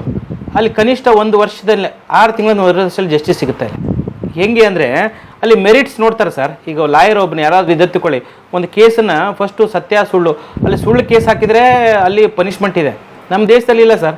ಇಲ್ಲಿ ಹೇಗೆ ಗೊತ್ತಾ ಸರ್, ಸುಳ್ಳು ಕೇಸ್ ನೀವು ಯಾರ ಮೇಲೆ ಏನು ಬೇಕಾದ ಕೇಸ್ ಹಾಕ್ಬೋದು. ನನ್ನ ಎಕ್ಸ್ಪೀರಿಯನ್ಸ್ ಹೇಳ್ತಾ ಇದ್ದೀನಿ. ನೀವೇನೋ ಹೊಡೆದ ಬಡದ ಅವಾಚ್ಯಬ್ದಿಂದ ಮಾಡಿದ attempt murder case, atrocity case, rape case, POCSO case ಎಲ್ಲಾನು ಸುಳ್ಳು ಹೇಳ್ಬೋದು. Domestic violence case, domestic violence ಎಲ್ಲ ಸುಳ್ಳು ಹಾಕ್ಬೋದು ಸರ್. ನಾನು ಯಾಕೆ ಹಿಂಗೆ ಹೇಳ್ತಾ ಇದ್ದೀನಿ ಅಂದರೆ ನನ್ನ ಎಕ್ಸ್ಪೀರಿಯನ್ಸ್ ಸರ್. ನಾನು ಜನರನ್ನ ಭೇಟಿಯಾದಾಗ ಮಾಡಿದಾಗ ಫುಲ್ ಫೇಕ್ ಸರ್. ದುಡ್ಡು ಕೊಟ್ಬಿಟ್ರೆ ಒಬ್ಬ ಇನ್ಸ್ಪೆಕ್ಟರ್ ಬಂದಿರ್ತಾನಲ್ಲ, ಅವ್ನು 40 ಲಕ್ಷ 50 ಲಕ್ಷ ಕೊಟ್ಟು ಬಂದಾಗ ನೋಡಿ ಸರ್, ಈಗ ಅಟ್ರಾಸಿಟಿ ಕೇಸನ್ನು ತುಂಬ ಮಿಸ್ಯೂಸ್ ಆಗಿರೋವಂಥದ್ದು, ಆಮೇಲೆ ಪೋಕ್ಸೋ ಕೇಸು, ಆಮೇಲೆ ರೇಪ್ ಕೇಸು, ಇವೆಲ್ಲ ಮಿಸ್ಯೂಸ್ ಆಗಿರೋವಂಥದ್ದು ಸರ್. ಇದು ನಾನು ಹೇಳ್ತಾ ಇಲ್ಲ, ಮತ್ತು ಇದನ್ನು ನಾನೇನೋ ಎಲ್ಲೋ ನನಗೆ ಬಾಯಿಗೆ ಬಂದದ್ದು ಹೇಳ್ತಾ ಇಲ್ಲ. ಇದು ಸುಪ್ರೀಂ ಕೋರ್ಟು ಹೈಕೋರ್ಟಲ್ಲಿ ಇದನ್ನು ಹೇಳಿರೋವಂಥದ್ದು. ಎಲ್ಲಾದರೂ ಮಾನವ ಹಕ್ಕುಗಳ ಉಲ್ಲಂಘನೆ ಆಗ್ತಾ ಇದ್ದರೆ ಪೊಲೀಸ್ ಸ್ಟೇಷನ್ಗಳಲ್ಲಿ, ಮಾನವ ಹಕ್ಕುಗಳು ಹೈಯೆಸ್ಟ್ ಉಲ್ಲಂಘನೆ ಆಗ್ತಾರೆ ಪೊಲೀಸ್ ಸ್ಟೇಷನ್ಗಳಲ್ಲಿ. ಈಗ ಸುಳ್ಳು ಕೇಸ್ ಹಾಕ್ತೀನಿ ಸರ್, ನಿಮ್ಮ ಮೇಲೆ ನಾನು ಒಂದು ಸುಳ್ಳು ಕೇಸ್ ಹಾಕಿದ್ನಂದ್ರೆ, ಸುಳ್ಳು ಕೇಸ್ ಹಾಕಿದ್ದಕ್ಕೆ ನೀವು 5 ವರ್ಷ 4 ವರ್ಷ ಕೋಟಿ ತಿರುಗಾಡಬೇಕು, ಲಾಯರ್ ಫೀಸ್ ಕೊಡಬೇಕು, ಎಲ್ಲ ಮಾಡಬೇಕು. ಫೈನಲಿ ಸಾಕ್ಷ್ಯಾಧಾರಗಳ ಲಭ್ಯತೆ ಕಾರಣದಿಂದ ಕೇಸನ್ನು ವಜಾ ಮಾಡಲಾಗಿದೆ ಅಂತ ಒಂದು ಬರುತ್ತೆ, ಒಂದು ಕಾಪಿ, ಒಂದು 5-6 ಪೇಜಿದ್ದು. ಬಟ್ ಇವನಿಗೆ ಸುಳ್ಳು ಕೇಸ್ ಹಾಕಿದ ಪನಿಷ್ಮೆಂಟ್ ಏನೋ ಎಲ್ಲಿದೆ ಸರ್ ಶಿಕ್ಷೆ? ಅವ್ನಿಗೇನಿಲ್ಲಲ್ಲ. ಅಯ್ಯೋ ಕೇಸ್ ಖುಲಾಸೆ ಆಯ್ತು ಅಂತ ನೀವು ಹೋಗ್ಬಿಡ್ತೀರಾ, ನೀನೇ ಹೊಡೆದಿರ್ತೀರ, ಖುಷಿಯಾಗಿರುತ್ತೆ, ಆಯ್ತು ಬಿಡು ಅಂತ ಹೋಗ್ತಾರೆ. ನಿಮ್ಗೆ ಹೊಡೆದಿದ್ದಾದ್ರೂ ಖುಷಿ ಇರುತ್ತಲ್ಲ, ನಿಮ್ಗೆ ಜಸ್ಟಿಸ್ ಸಿಕ್ಕಿರುತ್ತಲ್ಲ ಅವಾಗ. ಇವನಿಗೇನು ಸರ್, ಆ ಕೇಸ್ ಹಾಕಿದವನು ಬೇರೆ ಸ್ವಿಟ್ಜರ್ಲ್ಯಾಂಡ್ ಹಾಗಲ್ಲ ಸರ್, ತಿರ್ಗಾ ಅವನಿಗೆ ಪನಿಷ್ಮೆಂಟ್ ಆಗುತ್ತೆ ಅಲ್ಲಿ. ಓಹೋ, ಸುಳ್ಳು ಕೇಸ್ ಕೊಟ್ಟವನಿಗೆ, ಸುಳ್ಳು ಕೇಸ್ ಕೊಟ್ಟವನಿಗೆ ಇದ್ದ ಆ್ಯಕ್ಚುಲಿ ಬರಬೇಕು ಈ ಥರದನ್ನ. ಇಲ್ಲ ಸರ್, ಸ್ವಿಟ್ಜರ್ಲ್ಯಾಂಡಲ್ಲಿ ಯಾವುದಾದ್ರೂ ಒಂದು ಕೇಸ್ ಹಾಕ್ಬೇಕಾದ್ರೆ ಲಾಯರ್ನು ಅದರಲ್ಲಿ ಮೆರಿಟ್ಸ್ ಇದ್ದಾಗ, ಮೆರಿಟ್ಸ್ ಏನು ಕನಿಷ್ಠ 40% 50% ಮೆರಿಟ್ಸ್ ಇರಬೇಕು, ಕೇಸಲ್ಲಿ ದಮ್ ಇರಬೇಕು. ಅಂದರೆ ಅದರಲ್ಲಿ ಕಂಟೆಂಟ್ಸ್ ಇರಬೇಕು, ಅದರಲ್ಲಿ ಸತ್ಯಾಂಶ ಇರಬೇಕು. ಇಲ್ಲವೇ ಇಲ್ಲ ಇಲ್ಲಿ ಸರ್. ಸ್ಟೇಷನ್ಗಳಲ್ಲಿ ಹೆಂಗೆ ಗೊತ್ತಾ ಸರ್, ದುಡ್ಡು ಕೊಟ್ಟರೆ ಇಲ್ಲ ವಿಡಿಯೋ ಮಾಡ್ತೀವಿ, ನಿಮ್ಮದು ತಪ್ಪನ್ನು ಎಕ್ಸ್ಪೋಸ್ ಮಾಡ್ತೀವಿ, ಇಲ್ಲಾಂದರೆ ಪೊಲೀಸ್ ಕಂಪ್ಲೇಂಟ್. ನೋಡಿ, ಪೊಲೀಸರು ಯಾವತ್ತಾದರೂ ನಮ್ಮದು ಕಂಪ್ಲೇಂಟ್ ತೊಗೊಳ್ಳಿಲ್ಲ, ಅಥವಾ FIR ಮಾಡಲಿಲ್ಲ, ಅಥವಾ NCR ಮಾಡಲಿಲ್ಲ. ಈಗ ಯಾವುದಾದ್ರು ಪೊಲೀಸ್ ಸ್ಟೇಷನ್ ನಾವು ಕಂಪ್ಲೇಂಟ್ ಕೊಡಬೇಕಾದ್ರೆ ಕಂಪ್ಲೇಂಟ್ನ ಬರೀಬೇಕು, ಕಂಪ್ಲೇಂಟ್ ಕಾಪಿ ನಾವು ಬರೆಯೋದೇ ಕಂಪ್ಲೇಂಟ್ ಕಾಪಿ ಅಂತಾರೆ. ಆ ಕಂಪ್ಲೇಂಟ್ ಕೊಟ್ಟಾಗ ಪೊಲೀಸ್ ಸ್ಟೇಷನಲ್ಲಿ ಹೋದಾಗ ಅಲ್ಲಿ SHO ಅಂತ ಇರ್ತಾರೆ, ಸ್ಟೇಷನ್ ಹೆಡ್ ಆಫೀಸರ್ ಅಂತ. ಒಳಗಡೆ ಎಂಟ್ರಿ ಹೋದ ತಕ್ಷಣವೇ ಒಂದು ಟೇಬಲ್ ಇರುತ್ತೆ, ಅದೆಲ್ಲ ವಾಕಿ ಟಾಕಿ ಎಲ್ಲ ಇರುತ್ತೆ ನೋಡಿ, ಅದು SHO ಅಂತಾರೆ, ಸ್ಟೇಷನ್ ಹೆಡ್ ಆಫೀಸರ್ ಅಂತ. ಅವ್ರಿಗೆ ನಾವು ಕಂಪ್ಲೇಂಟ್ನ ಕೊಡ್ತೀವಿ. ಅದು ಕೊಟ್ಟ ತಕ್ಷಣ ಯಾವುದೋ ಸಬ್ ಇನ್ಸ್ಪೆಕ್ಟರ್ಗೆ ರೆಫರ್ ಮಾಡ್ತಾರೆ, ಸಬ್ ಇನ್ಸ್ಪೆಕ್ಟರ್ ಕೇಳ್ತಾರೆ, ಇಲ್ಲ ASI ಕೇಳ್ತಾರೆ. ಭಾಳ ಜನಕ್ಕೆ ಈ ಪೊಲೀಸರಿಗೆ ಈ ಹೈರಾರಿಕಿ ಇದೆಯಲ್ಲ, ಪೋಸ್ಟೇ ಗೊತ್ತಿರಲ್ಲ ಜನಕ್ಕೆ. ಸ್ಟೇಷನ್ ಅಂದ ತಕ್ಷಣ ಹೋದ ತಕ್ಷಣ ಸೆಂಟ್ರಿನ ಕೇಳ್ತೀವಿ, ಕೇಳಿದ ತಕ್ಷಣ ಏನು ಬೇಕಾಗಿತ್ತು ಏನಾಗಿತ್ತು ಅಂದ ತಕ್ಷಣ ಅಲ್ಲಿ ಕೂತ್ಕೊಳ್ಳಿ ಅಂತಾರೆ. ನಮ್ಮನ್ನು 1 ಗಂಟೆ 2 ಗಂಟೆ ಫಸ್ಟ್ ಕೂಡಿಸ್ಬಿಡ್ತಾರೆ. ನಮಗೆ ಮೆಂಟಲ್ ಏನಾಗ್ಬಿಡುತ್ತೆ, ಡಿಸ್ಟರ್ಬ್ ಆಗೋಗುತ್ತೆ. ಅಯ್ಯೋ ಸ್ಟೇಷನ್ಗೆ ಏನೋ ನೀವು ಹೊಡ್ಸ್ಕೊಂಬಂದಿರೋರು ಇದು ಹೇಳ್ತಾರೆ, ಅದು ಹೊಡ್ಸ್ಕೊಂಬಂದಿರೋ ಪರಿಸ್ಥಿತಿ. ಅವ್ನು ಹೋದಾಗ ಹಿಂಗೆ 2 ತಾಸು ಅವ್ನು ಕೂಡಿಸಿದಾಗ ಏನಾಗುತ್ತೆ, ಇದು ಕೇಸನ್ನು ಕೊಡೋದು ಬೇಡ, ಏನೂ ಬೇಡ, ಹೊಡೆದಕ್ಕಿಂತ ಜಾಸ್ತಿ ಇದೆ, ಪನಿಷ್ಮೆಂಟ್ ಜಾಸ್ತಿ ಆಗ್ತಾಯಿದೆ ಅಂದ್ಬಿಟ್ಟು ಅವ್ನು ಎದ್ದು ಹೋಗ್ತಾನೆ. ಅವು ಹೊಡೆದವ್ನು ಇನ್ನೊಂದು ಸಾರಿ ಹೊಡಿತಾನೆ. ಅದಕ್ಕಾಗಿ ಏನು ಮಾಡ್ಬೇಕು, ನಾವು ಕಂಪ್ಲೇಂಟ್ ಕೊಡಲೇಬೇಕಲ್ಲ ಸರ್. ಕಂಪ್ಲೇಂಟ್ ಬರೆದು ಕೊಟ್ಟಾಗ ಕಂಪ್ಲೇಂಟ್ ಬರೆಯೋದು ನಮ್ಗೆ ಬರೋದೇ ಇಲ್ಲ. ಹೌದು, ಏನು ಹೆಂಗೆ ಬರೀಬೇಕು, ಯಾರಿಗೆ ಅಡ್ರೆಸ್ ಮಾಡಬೇಕು, ಏನು ಬರೀಬೇಕು ಅಂತ. ಈಗ ಕೆಲವು ಸಾರಿ ಏನಾಗುತ್ತೆ, ನಿಜವಾಗ್ಲೂ ಬಡ್ದಿರ್ತಾರೆ, ಅವರು ಅದನ್ನು ಹೇಳಿರಲ್ಲ, ಬೈದಿರ್ತಾನೆ. ಒಂದಿಷ್ಟು ಸೆಕ್ಷನ್ಸ್ ಅಟ್ರಾಕ್ಟ್ ಆಗಬೇಕಾದ್ರೆ ಈಗ 323, 324, 504, 506 ಅಂದರೆ ಅವಾಚ್ಯ ಶಬ್ದದಿಂದನೇ ಹೊಡೆದ ಅಂತ ಬಂದರೆ ಅದು FIR ಆಗುತ್ತೆ. 506B ಈ ಥರದ್ದಾಗುತ್ತೆ. ಇಲ್ಲದೇ ಇದ್ದರೆ ಏನಾಗುತ್ತೆ, NCR ಅಂತಾರೆ, ನಾನ್ ಕಾಗ್ನಿಸಿಬಲ್ ರಿಪೋರ್ಟ್ ಅಂತ. ಒಂದು ಕಂಪ್ಲೇಂಟ್ ಕೊಟ್ಟಿರ್ತೀವಿ, ಅದಕ್ಕೊಂದು NCR ಅಂತ ಕಾಪಿ ಕೊಡ್ತಾರೆ. NCR ಆಗಲಿ ಬಡ್ದ ಅಂತ ಆಗಿದೆ ಅಂತ ಕೊಳ್ಳಿ, ಅದು FIR ಮಾಡ್ತಾರೆ, ಫಸ್ಟ್ ಇನ್ಫಾರ್ಮೇಷನ್ ರಿಪೋರ್ಟ್, ಪ್ರಥಮ ವರ್ತಮಾನ ವರದಿ ಅಂತ. ಆ FIR ಮಾಡೋದಕ್ಕೆ ಏನು ಮಾಡ್ತಾನೆ, ಇನ್ಸ್ಪೆಕ್ಟರ್ ನೋಡ್ತಾನೆ, ಇವನು ಯಾರಾದರೂ MLA ಕಡೆಯಿಂದನಾ, ದುಡ್ಡು ಇದೆಯಾ, ಅವನ ಕೆಪಾಸಿಟಿ ಇದೆಯಾ, ಅವನೇನಾದ್ರು ವಿಡಿಯೋ ಮಾಡ್ತಾನ, ಹೋರಾಟಗಾರ ಇದ್ದಾನೆ, ಇದೆಲ್ಲ ಚೆಕ್ ಮಾಡ್ತಾನೆ. ಜಸ್ಟಿಸು 0 FIR ಮಾಡಂತ ಸುಪ್ರೀಂ ಕೋರ್ಟ್ ಆರ್ಡರ್ ಇದೆ. ಪ್ರತಿಯೊಂದು ಕಂಪ್ಲೇಂಟ್ನ ರಿಸೀವ್ ಮಾಡ್ಕೊಂಡು NCR ಅಥವಾ 0 FIR ಮಾಡಿಬಿಟ್ಟು ಈ ಸ್ಟೇಷನಲ್ಲಿ ನೋಡಿ, ಈ ಸ್ಟೇಷನ್ ಇರುತ್ತೆ, ಯಾವುದು ಇದು ಸಂಜಯನಗರ ಪೊಲೀಸ್ ಸ್ಟೇಷನ್ ಲಿಮಿಟ್ ನಮ್ಮದು. ಈ ಸಂಜಯನಗರ ಪೊಲೀಸ್ ಸ್ಟೇಷನ್ ಲಿಮಿಟಲ್ಲಿ ನಮ್ಗೆ ಹೋಗೋಕ್ಕೆ ಬೇರೆ, ನಮ್ಮದು ಬಂದುಬಿಟ್ಟು ಘಟನೆ ಆಗೋದು ಬೇರೆ ಸ್ಟೇಷನಲ್ಲಿ. ಆದರೆ ಇಲ್ಲಿ 0 FIR ಮಾಡಿಬಿಟ್ಟು ಆ ಸ್ಟೇಷನ್ಗೆ ರೆಫರ್ ಮಾಡಬೇಕು. ಅದು ರೂಲ್ ಇರೋಂಥದ್ದು, ಏನೋ ಸುಪ್ರೀಂ ಕೋರ್ಟ್ ರೂಲ್ ಇರೋಂಥದ್ದು. ಇಲ್ಲದೆ NCR ಮಾಡ್ಕೋಬೇಕಾಗೋದು, ಆ ಥರದ್ದು ಮಾಡೋದೇ ಇಲ್ಲ. ಈಗ ಮುಖ ನೋಡಿ ಮಳ ಹಾಕೋದು, ಅವ್ರದ್ದು ನೋಡೋವಂಥದ್ದು, ಈ ಥರದ್ದನ್ನ ಕೇಸ್ ವ್ಯಾಲ್ಯೂ ಫೇಸ್ ವ್ಯಾಲ್ಯೂ ಅಂದರೆ ಜನ ಹೇಗಿದ್ದಾರೆ ಅದ್ರ ಮೇಲೆ ಇದೆ. ಯಥಾ ರಾಜ ತಥಾ ಪ್ರಜಾ. ಈ ಜನ ಹೇಗಿದ್ದಾರೋ ಹಾಗೆ ನಮಗೆ ರಾಜರು ಸಿಕ್ಕಿದ್ದಾರೆ. ಈ ಸ್ಟೇಷನ್ಗಳ ಕಥೆನೇ. ನಾವು ಹೋದಾಗ, ಒಂದು ಸ್ಟೇಷನ್ಗೆ ಹೋದಾಗ ನಾನು ಒಬ್ಬನಿಗೆ ಕಂಪ್ಲೇಂಟ್ ಕೊಟ್ಟ ತಕ್ಷಣವೇ ಅವನು ಟಕಾಮಕ ನೋಡ್ದ, ಏನು ಮಾಡ್ದ. ಆಮೇಲೆ ನಂದು ಮೊಬೈಲು ಇಟ್ಟಿದ್ದೆ ಹಿಂಗೆ ಸುಮ್ಮನೆ, ನಾವು ಹೋದ ತಕ್ಷಣವೇ ಹಿಂಗಿಟ್ಟಾಗ ಮೊಬೈಲು ಆಫ್ ಮಾಡಿ ಅಂದ ಅವನು. ನಾನು ಆಣೆ ಮಾಡಿಲ್ಲ ನಾನು, ಮತ್ತು ಆನ್ ಮಾಡಿಲ್ಲ ಅಂದ ತಕ್ಷಣವೇ ಅವನಿಗೆ ಭಯ, ಅವನಿಗೆ ಏನೋ ಮಾಡಿದ್ದಾನೆ ಇವನು, ಮತ್ತೇನೋ ರೆಕಾರ್ಡ್ ಮಾಡಿಬಿಡ್ತಾನೆ ಅಂತ. ಯಾಕಂದ್ರೆ ನಾನು ಸೋಷಿಯಲ್ ಮೀಡಿಯಾದಲ್ಲಿ ಸಾಕಷ್ಟು ವಿಡಿಯೋಗಳನ್ನು ಮಾಡಿ ಹಾಕಿರೋದ್ರಿಂದ ಅವ್ನು ಭಯ ಬಿದ್ದ. ಅವ್ನು ಅಂದ ತಕ್ಷಣ ನೀವು ಯಾವಾಗ ಹೀಗೆ ಅಂತೀರಂದ್ರೆ ನಾನು ವಿಡಿಯೋನ ಮಾಡ್ತೀನಿ, ಇಷ್ಟೋ ತಕ್ಕ ನಾನು ಸುಮ್ಮನೆ ಇದ್ದೆ. ಅವನು ಸುಮ್ಮನೆ ಆಗ್ಬಿಟ್ಟ. ಆಲ್ಮೋಸ್ಟ್ ಪೊಲೀಸರು ಬರೀ ಇದನ್ನೇ ಮಾಡೋವಂಥದ್ದು, ಏನು ಜನರಿಗೆ ತೊಂದರೆ ಕೊಡುವಂಥದ್ದು, ದುಡ್ಡು ಸುಲಿ ಮಾಡೋವಂಥದ್ದು. ಪೋಕ್ಸೋ ಕೇಸಲ್ಲಿ ಒಬ್ಬಳು ಈ ದೇವನಹಳ್ಳಿ ಹತ್ರ ಪೋಕ್ಸೋ ಕೇಸಲ್ಲಿ ದುಡ್ಡು ಕೇಳಿದ್ಲು ಚಾರ್ಜ್ ಶೀಟ್ ಮಾಡೋದಕ್ಕೆ. ಒಬ್ಬ ಲೇಡಿ ಇನ್ಸ್ಪೆಕ್ಟ್ರು ಪೋಕ್ಸೋ ಕೇಸಲ್ಲಿ ದುಡ್ಡು ಕೇಳಿದ್ಲು, ಲೋಕಾಯುಕ್ತ ಟ್ರ್ಯಾಪಾಗಿ ಜೈಲ್ಗೆ ಹೋದ್ಲು. ಆಮೇಲೆ ಇಲ್ಲಿ ಯಾವುದೋ ಇದ್ರ ಹತ್ರ ಇಲ್ಕಾಲದ ಯಾವುದೋ ಒಂದು ಇದೆ, ಒಬ್ಬ ಇನ್ಸ್ಪೆಕ್ಟ್ರು ಈ ಥರ ಮಾಡಿದ್ದಕ್ಕೇ ಅವನನ್ನು ಲೋಕಾಯುಕ್ತ ಟ್ರ್ಯಾಪ್ ಹೋದ. ಅವ್ರ ಸ್ಟೇಷನ್ ಮುಂದಿನ ಪಟಾಕಿ ಸುಟ್ರು. ಜನ ಅವೇರ್ ಆಗ್ತಾಯಿದ್ರು. ಅಲ್ಲಿ ಯಾರೋ ಒಬ್ಬ ಸೋಷಿಯಲ್ ಮೀಡಿಯಾ ಯೂಟ್ಯೂಬರ್ಗೂ ಸುಳ್ಳು ಕೇಸ್ ಹಾಕಿದ್ದ, ಅದಕ್ಕೆ ತೊಂದರೆ ಆಗಿತ್ತು. ಅದಕ್ಕೆ ಅವನು ಇದು ಮಾಡಿದ್ದಕ್ಕೆ ಅಲ್ಲೆಲ್ಲ ಸೋಷಿಯಲ್ ಮೀಡಿಯಾ ಇನ್ಫ್ಲೂಯೆನ್ಸರ್ಸ್ ಸೇರಿ ಅವ್ರ ಸ್ಟೇಷನ್ ಮುಂದೆ ಪಟಾಕಿ ಸುಟ್ರು. ಈ ಥರ ಪೊಲೀಸ್ ಇಲಾಖೆ ಮಾನ ಮರ್ಯಾದೆ 3 ಕಾಸಿಗೆ ಇಲ್ದಂಗೆ ಆಗ್ಬಿಟ್ಟಿದೆ. ಎಲ್ಲರೂ ಕಲಾ ಮಾಧ್ಯಮ ನೋಡಿ, ಸಬ್ಸ್ಕ್ರೈಬ್ ಮಾಡಿ, ಗಂಟೆ ಹೊಡಿ ಅಷ್ಟೇ. ಅಷ್ಟೇ. ಈ ವಿಡಿಯೋ ನೋಡಿದ್ದಕ್ಕೆ ನಿಮಗೆ ತುಂಬ ಧನ್ಯವಾದಗಳು. ಪುಸ್ತಕಗಳನ್ನು ಓದು ಮನಸ್ಸನ್ನು ಅರಳಿಸುತ್ತೆ, ಬುದ್ಧಿಯನ್ನು ಚುರುಕು ಮಾಡುತ್ತೆ, ಕಾಣದ ಹೊಸ ಲೋಕವನ್ನು ಪರಿಚಯಿಸುತ್ತೆ. ಹಾಗಾಗಿ ಓದುವ ಸಂಸ್ಕೃತಿ ಹೆಚ್ಚಾಗ್ಲಿ. ಧನ್ಯವಾದ.